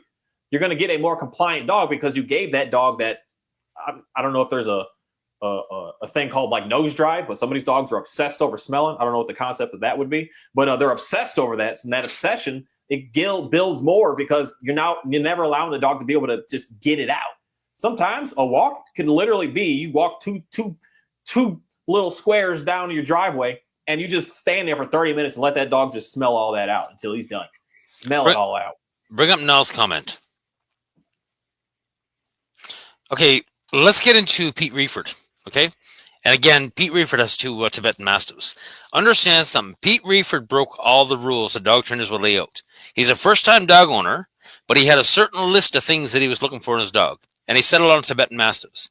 So Pete broke the rule of, the dog trainer rule, and he got himself 2 Tibetan Mastiffs. Not only did he get 2 Tibetan Mastiffs, he actually got 2 litter mates, brother and sister from the same bloody litter. Okay? That's the reality. As long as you understand that the biggest problem today is that people do not understand what their dog was bred for. They do not understand what the breed's needs are. So I know people that have a Australian Shepherd. You know what? Figure out what the dog wants and give it to them. That's all you got to do. I know people with Kelpies. If you go and look at a Kelpie, watch a Kelpie on bulls, man, I tell you one thing, that's a potent dog. I know people with Malinois that have run around dog parks. Purebred Malinois. It doesn't matter what kind of dog you have, as long as you understand their needs and you meet their bloody needs. If you give them everything they need, they're going to be more apt to do for you. I don't care what people love, what dogs people get. I get it. Some people go to a shelter, they see a dog, they take it because they feel bad for it. But then they get his dog home and they have no idea what it was bred for. And dog trainers are not telling you to meet your breed's needs. They're telling you to take all the needs away. Oh, that's another one. Pit bulls. I love pit bulls. Pit bulls are so damn easy. Pit bulls got a mental problem. They get frustrated. And they keep mental stress day after day after day after day after day. And most of the pit bulls I meet, and when I was working with dogs, I'm out of the game right now, but when I was working with dogs, pit bulls were number one. And pit bulls were the easiest. Most pit bulls that I meet are running hot 6, 7 out of 10 all day because they're not getting appropriate exercise. They're not getting it out of their system. And the biggest problem for pit bulls, if they can't blow the lines on something that they want to do and get it all out of their system, eventually they're going to blow and there's your aggressive dog. That's your diagnosis, aggressive dog. Pit bulls are bloody easy. I love pit bulls. And if you start to do a little, there's some really cool documentaries on dog fighting here on the YouTube, and check them out because they talk it's crazy. It's kind of hard to really listen to these people talk because they just go deep into it. But most of these dogs don't make it. They can't get the dogs to actually fight the other dog. It's a not so often that the dog is able to just want to go and attack. We have to do weird things to get them to do it. Bring up Nexus' last comment. Pits are generally not fond of other animals. That's bullshit, Nexus. I'm going to call you out on that one. Number 1 dog in this in dog parks here is probably the German Shepherd. Number 2 is going to be pit bulls and pit crosses. They're the most common dogs in dog parks. They get along just fine. We got Pyrenees in this park. We got every bloody breed you could imagine, and they'll get along. There's nothing special about a pit bull. It's a dog that happens to be a pit bull. That's it. Yeah. And they just get the bad rep because of their style of what they do. They can say do more damage than others, but they're not doing more in the sense of how often. There's other dogs that are doing the same stuff. It's just they're more, the word I'm going to use here is intense. And you get that intensity through the frustration. When you relieve that frustration, that intensity starts to disappear. It doesn't need to be there anymore. And pit bulls aren't even in the top 10 for the top bite strength. Yeah. And their jaws don't lock either. But the thing of it is, I see a lot of people with pit bulls, they hang a rope from the tree. That's the worst thing you can do from a pit bull because you're teaching a dog to latch on and not let go. If that turns out to be a child's arm, guess what? You're going to have a serious problem because they're going to latch on. They won't let go. Don't use spring pulls. Don't use stuff like that with pit bulls. There's certain things it's common sense. You don't want your dog latching on, so don't use a spring pull. Don't give him something to latch on to and swing from. Get him a flirt pole. Number 1 tool for pit bulls to save pit bull lives is a flirt pole. Go out and buy a $20 lunge whip and tie a freaking plastic bag like Mark does. And I guarantee you get that dog chasing a flirt pole, they're going to love it. And it's an engagement exercise. They're doing something with you, and they're doing something for you. That's what dogs want to do. And it beats them out. You get on YouTube and watch there's some channels with the pit bulls. These dogs are leaping like 3, 4, 5 feet in the air. They are very acrobatic. They're building up muscle. They're getting it out of their system. And it's an artificial thing they can chase. That's it. Nick, is a lot just the main thing, unfortunately, a lot of this stuff with a lot of these dogs that we're having so-called issues with is a lack of being able to, it's the frustration, a lack of being able to get out what's inside of them. We're holding them down and holding them down and holding them back. Bring up next as a comment because that's another important one. I got a friend with a amazing pit bull. He's 120 pounds worth of just goofball. But that dog lives under strict conditions. He's not allowed to be around children because of what he is. Dogs are being controlled and managed because of what they are, because that's society's fear of it. And they're scared because if their dog is around a child and even scratches them with a nail, it's going to be construed as a bite. They don't want their dog put down. So these dog owners with pit bulls are actually living in fear because of other people's bullshit. And the dog is suffering the price for that. That's the reality. Unfortunately. Yeah. Yeah, it's something that they were talking in one of my videos in the comments of that concept of we live with lawyers and lawsuits. And that puts some people in an extreme amount of fear because if my dog barks at your kid and your kid falls, what if that parent wants to come back on some lawsuit type stuff of look at this dog did to my kid? It's where we're going a little too far, but at the same time, I get it, but it's like if our dogs aren't frustrated and aren't too excited, we're not going to have much of these issues at all. But when these dogs are super, super frustrated and just absolutely enraged, that's a dog that, unfortunately, people just try to keep in the house because they're like, I don't know what to do. But if that dog breaks out, that's a dog that now everyone in the neighborhood is scared. Oh, my goodness, look at this dog. These dogs are like this. But it's unfortunately just human error. Human error. We're not doing what we need to do. We're not getting out what we need to get out of the dog. We're just putting blame somewhere else and as opposed to just doing something about it. Yep. Well, buddy, my throat is getting tired now. All right, let's go ahead and button her up. Shut her down. I'm gonna give my throat a rest.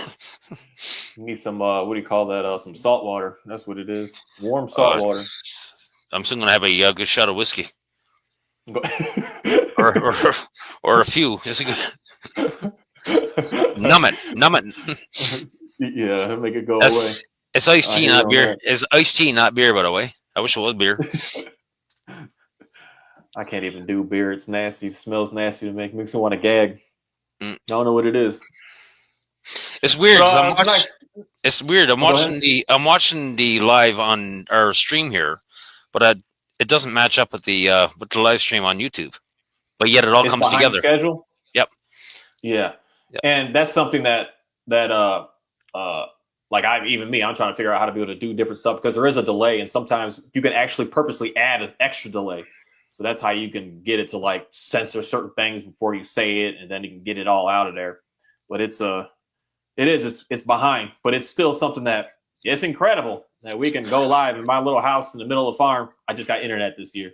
I didn't have internet for the first almost 6 years living here. So this is pretty incredible for me to even be able to do this and be able to have the opportunity and just be able to go live even on your phone wherever you want. We're living in some very interesting times. As cool and as good as it is as like destructive it can also be at the same time. It could be real evil, used for evil intentions. Yep. This stuff is really neat. Okay, well, I'm going to sign off because what's going in has got to come out. And I've been putting a lot of stuff in the me. Yeah, me too. I got my big old glass here. I don't finish her out.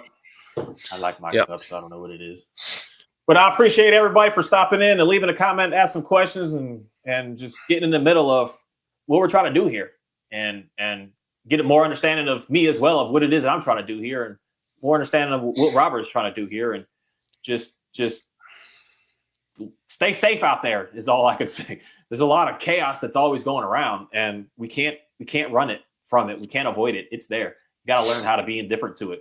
And that's probably like one of the biggest lessons I've learned from this stuff that I'm learning about so-called dog training. Like I've realized this is stuff that's like helping me out. And when I'm less angry, less irritated, less all this stuff, it's like an incredible experience for my dogs. They love that. They absolutely like that. They don't like the chaos. And some dogs, where I will say they will, because you need them for that work, that type of stuff that you do. They like that hard head, just get her done type attitude. But a pet dog, I'm going to say, you don't have a real purpose design. You don't want to be just that's like I say, it's fighting with that dog. You just want to be able to just enjoy the dog and allow the dog to be able to enjoy you and have a fun experience. Pick your battles. Some things just aren't worth fighting about. You know, if your dog is barking at a cat, let him bark at the freaking cat. Who cares? What's the big deal? You know? But anyways, I'm going to sign off. All righty.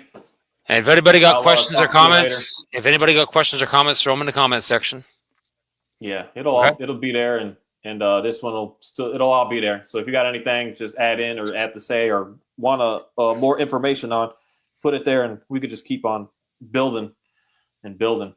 And you put some you were gonna put something the book PDF. Yeah, remember to put that on there. Yep. And Pete, also you put something on there. Got Mr. Top Dog K9 just showing up at the last moment. Mr. Klug, Mr. Chris, you're too late for signing off. I don't know if he was here or not, but if he was, he didn't open his mouth. Yeah. I know Dale was here. Hopefully we got to talk. Yeah, hopefully we got to talk tomorrow, and we'll be able to talk and see. I had to look that up, those people that he's talking about, and I understand it now. It took me. I had to do my own little research of like, who is this K9 Tay he's talking about? But I hear exactly what he's talking about at this moment. It's pretty funny. Yep. Okay. But all right, guys. I'm done. Head on out of here. Everybody have a good night, and thanks for listening. Thanks. Take it easy.